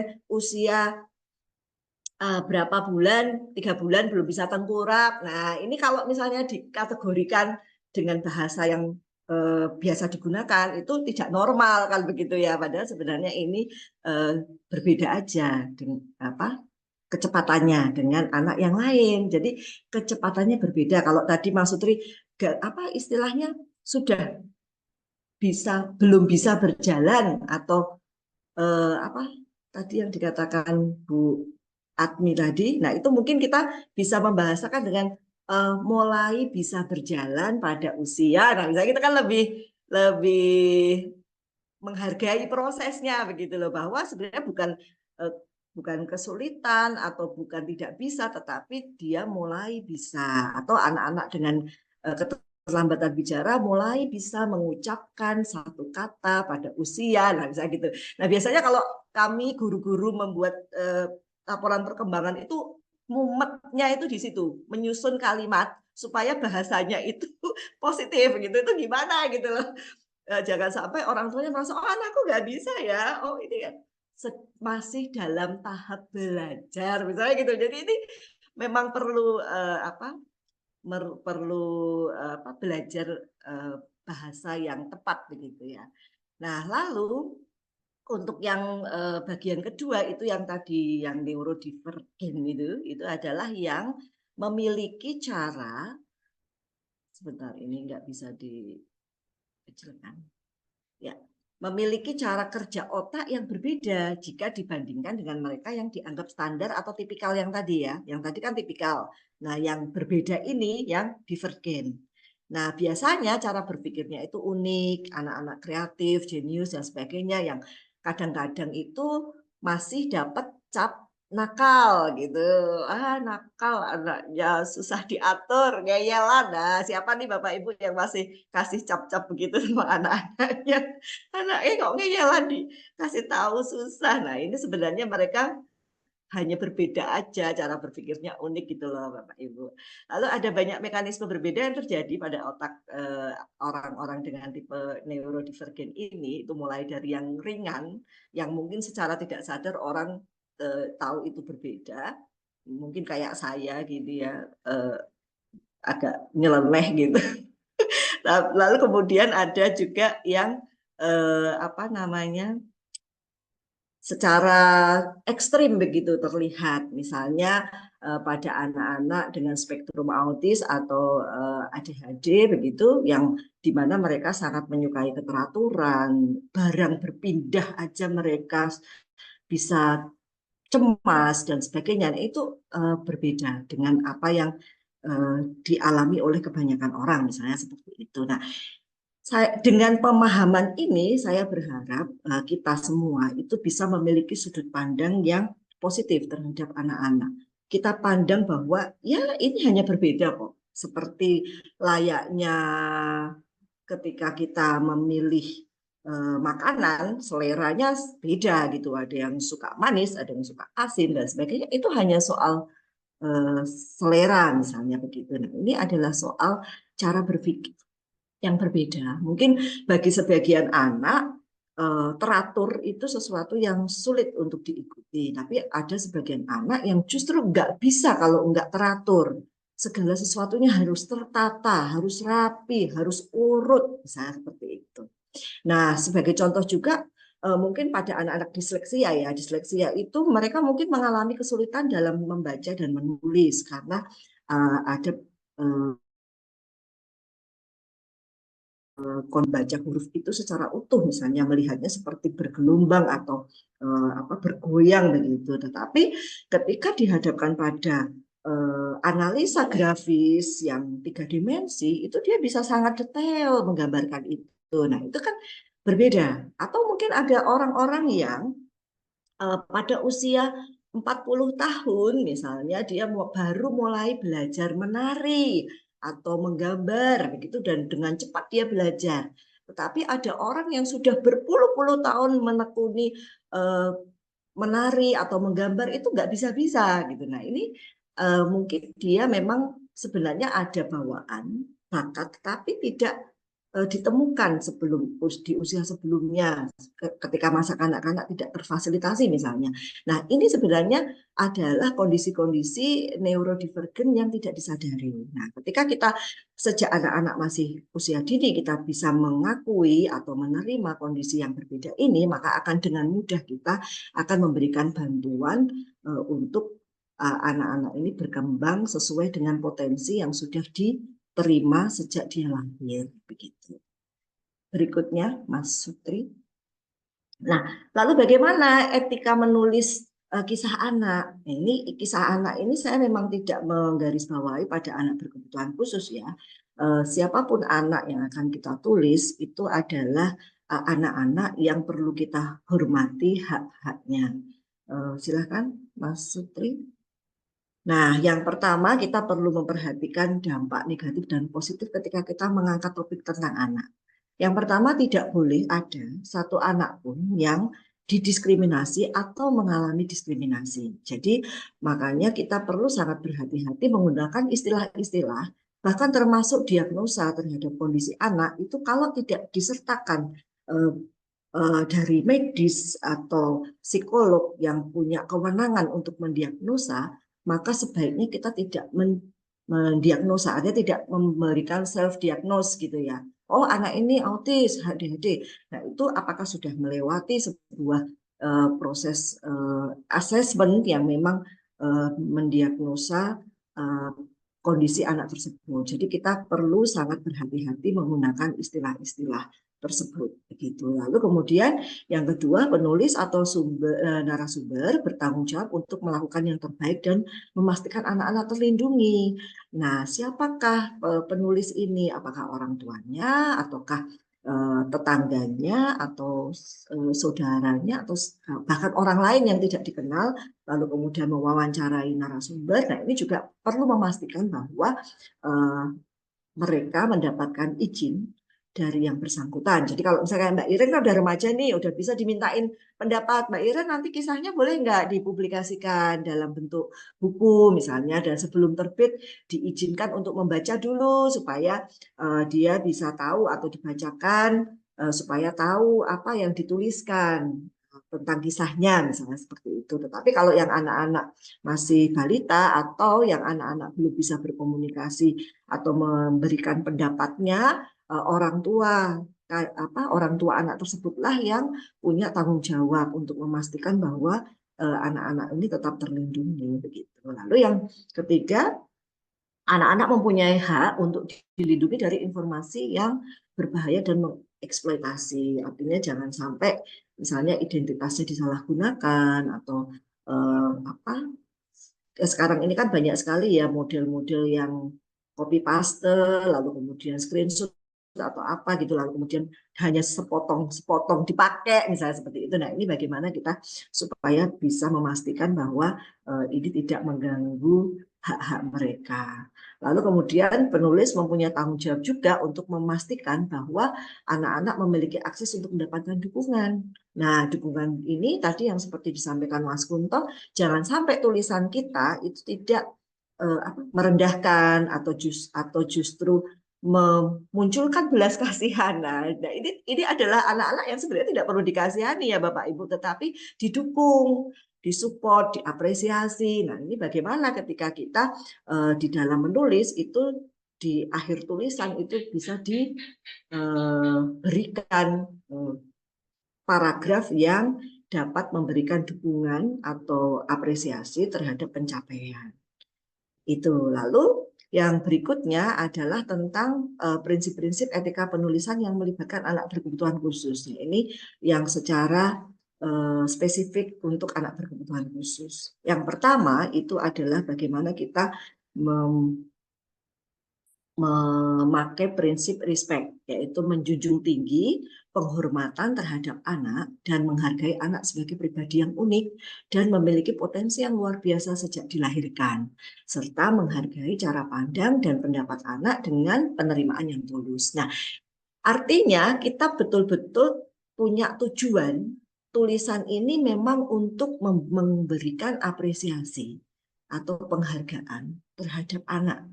Dan kita sebagai orang dewasa itu punya sudut pandang bahwa setiap anak itu sudah terlahir dengan potensi yang luar biasa.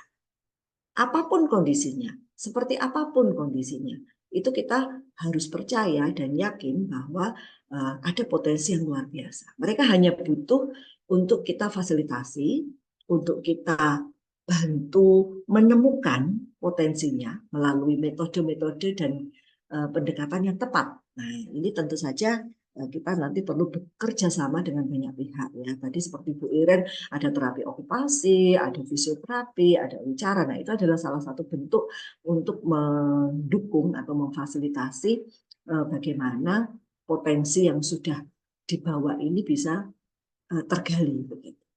Lalu yang kedua itu tentang trust, yaitu membangun kepercayaan dengan menjaga kerahasiaan dan tidak mempublikasikan tanpa seizin anak atau orang tua. Nah ya ini perlu kita bangun atau kita sepakati gitu. Jangan sampai nanti ada yang menuntut atau komplain tentang tulisan ini. Jadi kita memang perlu ada kesepakatan dengan narasumber ataupun keluarga dari anak yang bersangkutan. Saya pernah punya pengalaman menulis dengan teman-teman penulis juga tentang anak-anak dengan HIV/AIDS, di mana kami sebelum menulis itu betul-betul dikenalkan dengan anaknya, lalu kemudian minta izin untuk kisahnya diangkat dan waktu itu kami buat semacam kayak bahasa cerpen begitu ya, jadi tersamarkan identitasnya, jadi tidak ketahuan siapa anak yang dimaksud begitulah. Nah, lalu kemudian yang ketiga itu empower, di mana penulis fokus pada hal-hal positif dan kelebihan anak dengan menempatkan anak sebagai manusia yang berdaya. Seperti tadi juga kisahnya Bu Bernadette juga sudah menyatakan juga ya bagaimana Iren punya prestasi dan sebagainya, dan bagaimana dia bisa tiba-tiba berjalan yang nggak ketahuan terus tiba-tiba berjalan, keajaiban muncul. Nah itu kan sesuatu yang perlu kita angkat sebagai sebuah hal positif atau kelebihan yang kita pakai untuk menempatkan anak itu sebagai manusia yang berdaya. Dan yang terakhir itu adalah inclusive writing, di mana fokus kita itu pada apa yang dibutuhkan pembaca dan bagaimana pembaca berinteraksi dengan konten tersebut. Artinya kita perlu melihat apakah tulisan-tulisan kita ini sudah bisa secara luas itu diterima dan kemudian bisa menginspirasi, memberikan wacana yang positif dan memberikan ruang bagi anak-anak untuk tetap punya kesempatan yang sama seperti anak-anak yang lain begitu. Kayak misalnya apakah dia bisa bersekolah di tempat yang umum seperti tadi Iren bisa masuk ke sekolah umum tetapi dengan akomodasi khusus begitu. Nah, ini yang perlu kita juga pakai gitu sebagai etika dalam menulis. Nah, begitu Bapak Ibu. Lalu selanjutnya saya ingin mengajak Bapak Ibu untuk melihat tulisannya Ibu Maria yang ada di grup. Mungkin kita yang barusan masuk grup mungkin kita ini lagi ya, kita kirim lagi ya. Mohon izin ya Ibu Maria untuk membahas tulisannya Ibu Maria Prapti tentang cucunya ya, tentang cucunya. Ya, monggo. Iya, ini menarik sekali buat saya karena ada beberapa poin yang bisa kita pakai untuk belajar lewat tulisan ini. Kita minta tolong Mas Sutri mungkin linknya di-share ulang ya di grup. Kita coba baca sekilas itu tentang apakah sudah memenuhi nih 4 prinsip tadi ya, etika dalam menulis anak berkebutuhan khusus. Judulnya adalah menyelami perjalanan anak Down syndrome. Nah, kalau kita bicara soal respect-nya, itu kita bisa ketemukan di paragraf 1-2. Ya, sudah dibuka Bapak Ibu. Di paragraf 1-2 itu di mana Ibu Maria itu menceritakan bahwa kami tidak hanya menyambut tahun baru tetapi juga merayakan ulang tahun cucu kami yang penuh berkah. Nah, ini sudah memberikan penghormatan ya kepada Atta bahwa anak ini adalah berkah gitu. Lalu sejak lahir telah membawa kebahagiaan, kemudian lahir sebagai anak istimewa dengan kebutuhan khusus sebagai penyandang Down syndrome, tetapi tetap ditulisnya itu membawa kebahagiaan. Nah, ini kan kalau Atta dewasa membaca tulisan ini, betapa bangganya dia. Bayangkan saja ketika Atta sudah mulai bisa membaca, lalu kemudian secara literasi dia sudah memahami kalimat-kalimat ini, pasti dia akan sangat bangga. Oh, ternyata aku sangat diterima ya oleh keluargaku begitu. Lalu kemudian yang kedua tentang trust. Nah, kebetulan ini ditulis oleh neneknya. Nah, ini adalah orang terdekat dan bertujuan sebagai kado ulang tahun. Nah, ini akan sangat baik untuk membangun kepercayaan. Artinya narasumbernya juga kita percaya, kemudian kita juga tidak menganggap bahwa tulisan ini tidak layak begitu karena memang ditulis oleh orang terdekat gitu. Lalu kemudian yang ketiga itu tentang empower dalam subjudul perjalanan pengalaman Atta. Ini penulis banyak menceritakan pencapaian dan progresnya, ya kan? Di sini kan Atta mulai menjalani terapi, lalu kemudian hasilnya menggembirakan. Dia lepas pampers dan menguasai toilet training. Nah, ini kan sesuatu yang luar biasa ya. Bahkan melepas pampers itu diapresiasi loh sama neneknya Atta. Ini kan mungkin bagi orang lain mungkin menganggapnya cuma lepas pampers aja gitu loh. Tetapi mungkin bagi keluarga Atta ini pencapaian yang luar biasa loh. Bahkan mungkin bisa menggunakan sendok untuk makan, bisa merespon ketika dipanggil, itu juga sebuah pencapaian. Nah, ini bagaimana pencapaian-pencapaian kecil ini kita angkat sebagai apresiasi kita bahwa ternyata anaknya itu bukan nggak bisa apa-apa kok. Ini hanya butuh waktu saja untuk belajar. Gitu.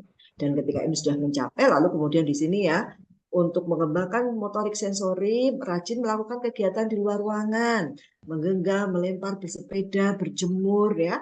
Kemudian nah ini masih menggunakan ya, berbeda dengan anak-anak normal. Ini mungkin masih menggunakan istilah normal. Jadi ini memang masih umum kok Ibu Maria. Jadi nggak apa-apa, tidak usah merasa bersalah.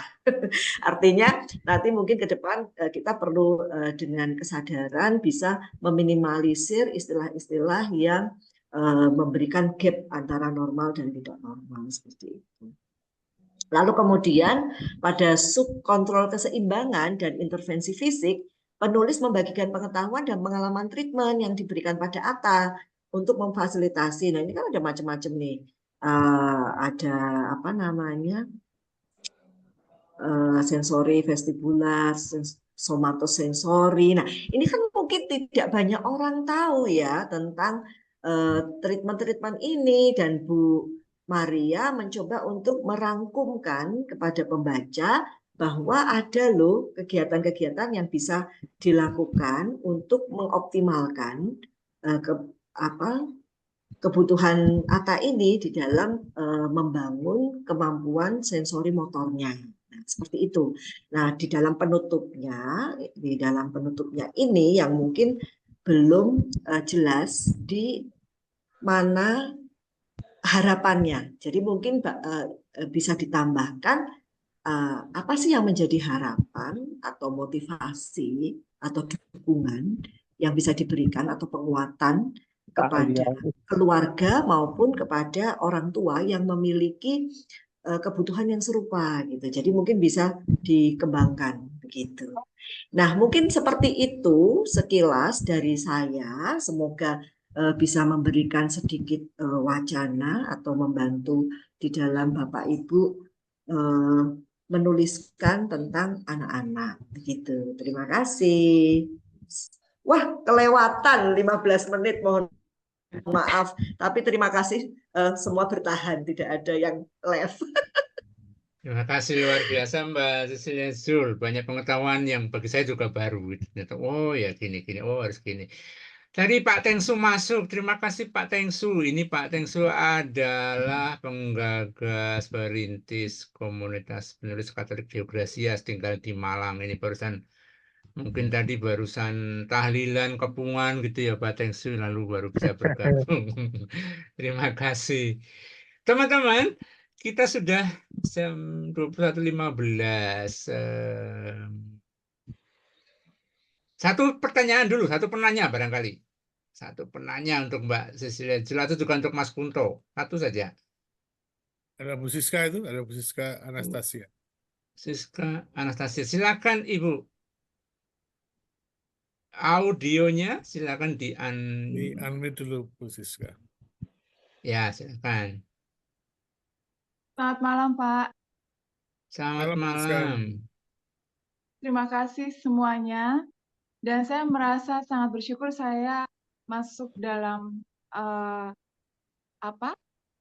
masuk dalam keluarga besar ini, karena sejak awal saya ingin sekali bisa menulis buku, karena saya kebetulan seorang ibu dari seorang anak yang berkebutuhan khusus tunanetra.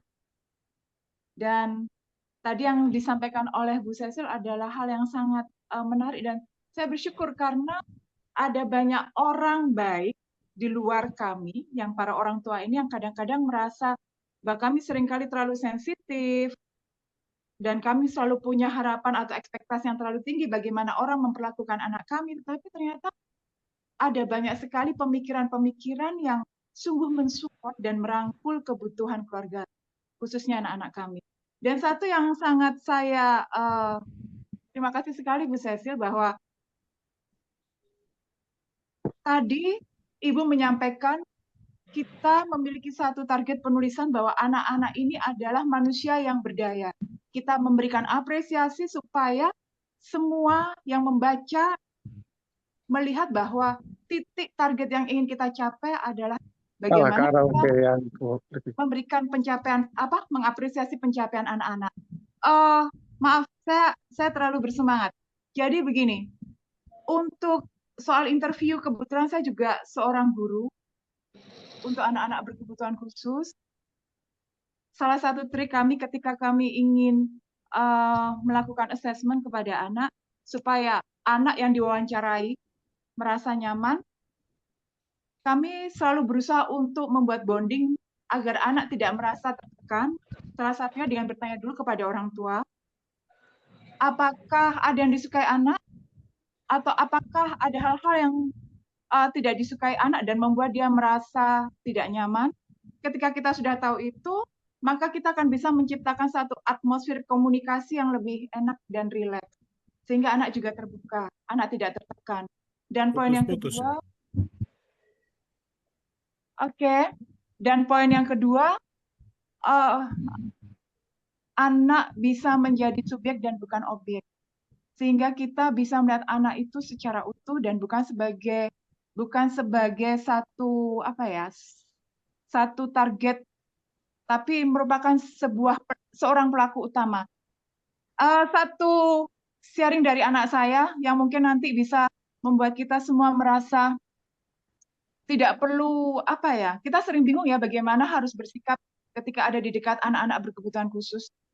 Sharing dari anak saya, Michelle, dia bilang dia merasa bahwa orang melihat dia itu sebagai seseorang yang harus dikasihani.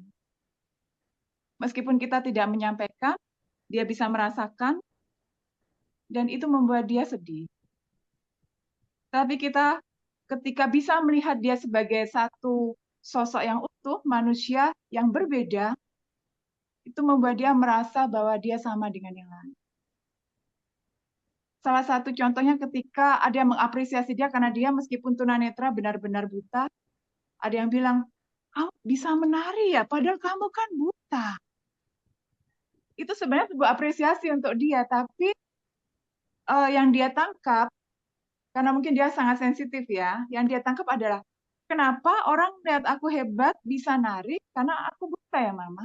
Kenapa mereka nggak bisa ngelihat bahwa itu keren karena aku itu manusia yang suka seni. Jadi seperti itu. Sehingga sudut pandang kita untuk memahami mereka sebagai manusia yang sama dengan kita yang tidak berkebutuhan khusus itu adalah hal yang sepertinya harus kita tanamkan dulu dalam hati dan pemikiran.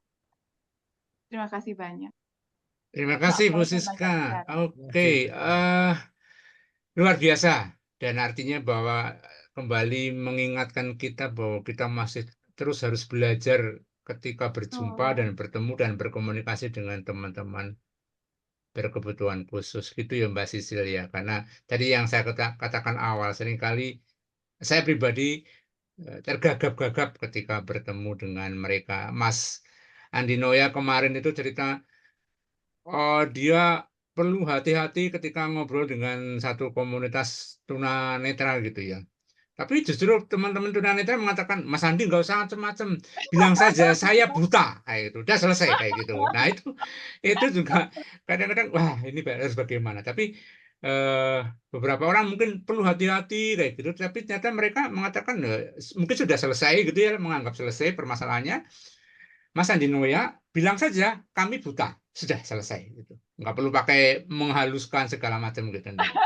Ya, mungkin termasuk saat memberi bantuan, Mas Sutri. Jadi Ah, saat memberi bantuan itu kadang-kadang kita merasa dia butuh bantuan ya. Kita sok-sok membantu gitu karena kita peduli gitu ya. Memang nggak salah kita peduli, tetapi mungkin kita bisa tanya dulu kok, apakah butuh bantuan ataukah biasa itu juga sebenarnya nggak cuma untuk anak berkebutuhan khusus ya, bahkan kepada anak-anak yang lain atau bahkan kita sendiri itu kan sebenarnya kalau nggak butuh bantuan terus tiba-tiba dibantu itu juga rasanya ngapain sih gitu kan. Tapi kalau misalnya kita menawarkan atau bertanya dulu sih sebenarnya salah satu trik komunikasi adalah sebelum kita buru-buru memberikan bantuan, bahkan termasuk misalnya menyeberangkan orang dengan gangguan penglihatan atau disabilitas penglihatan, ini kita perlu bertanya dulu, nggak usah langsung digandeng begitu, karena menggandeng itu juga ada caranya ya Bu ya. Betul Jadi sekali, nggak betul langsung sekali. digandeng gitu, tapi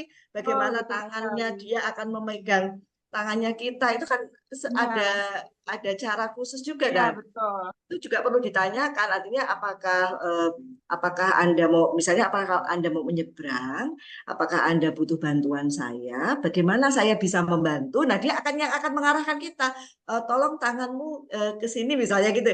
Jadi biarkan dia berdaya dengan memberikan Betul sekali. kita instruksi. Jadi bukan kita yang sok tahu membantu gitu loh dengan cara yang mungkin sebenarnya bukan kayak gitu caranya gitu. Gitu. oke, Terima kasih. baik.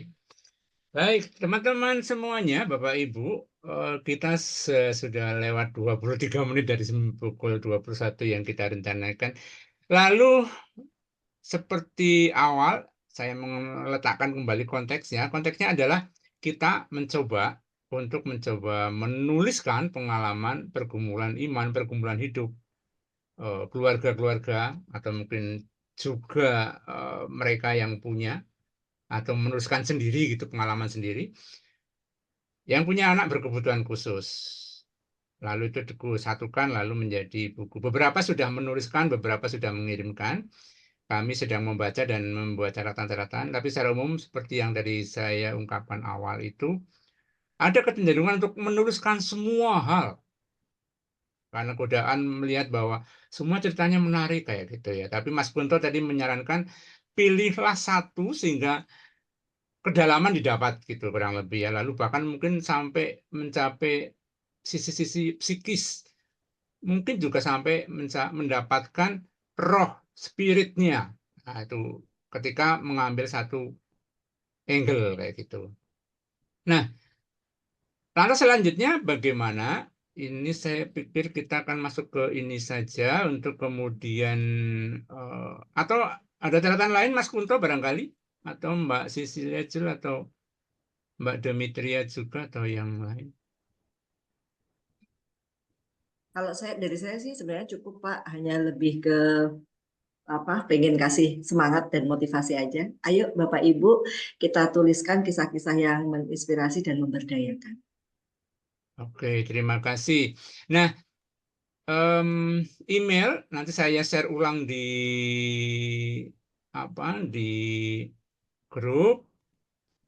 Kemudian batas waktu, saya mengusulkan kita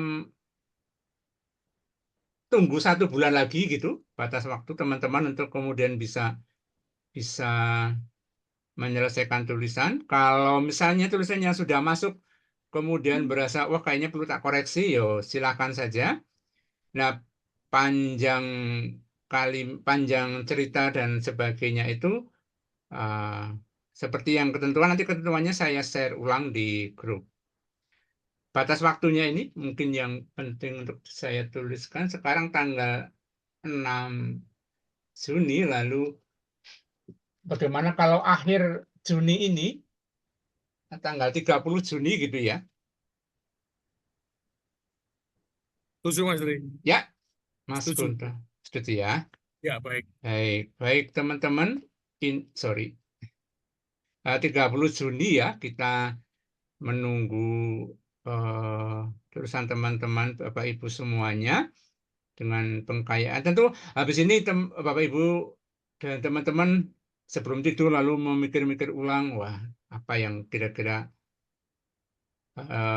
dilakukan lagi atau mungkin mengoreksi yang sudah dituliskan kayak gitu. Begitu, kalau tidak ada pertanyaan kita tutup. Saya mengapresiasi kebetahan teman-teman bertahan di sini, luar biasa. Dari Indonesia Timur juga tampaknya masih bertahan ya. Dari Medan, Mbak Sri Lestari, terima kasih dengan jagoannya. Kalau sudah, kita tutup. Dengan doa. Dengan doa. Terima kasih atas apresiasi teman-teman mau bertahan sampai 21-27 menit. Kita daraskan 1 kali salam Maria. Salam Maria, penuh rahmat Tuhan sertamu, terpujilah engkau di antara wanita, dan terpujilah buah tubuhmu Yesus. Santa Maria, Bunda Allah, doakanlah kami yang dosa ini sekarang dan waktu kami mati. Amin. Dalam nama Bapa, Putra, dan Roh Kudus. Amin. Mas Guntur, terima kasih. Mbak Sisil, Terima kasih Mbak Sisil. Saya minta waktu untuk memproses rekodnya. Oh ya, iya. Ya nanti ya.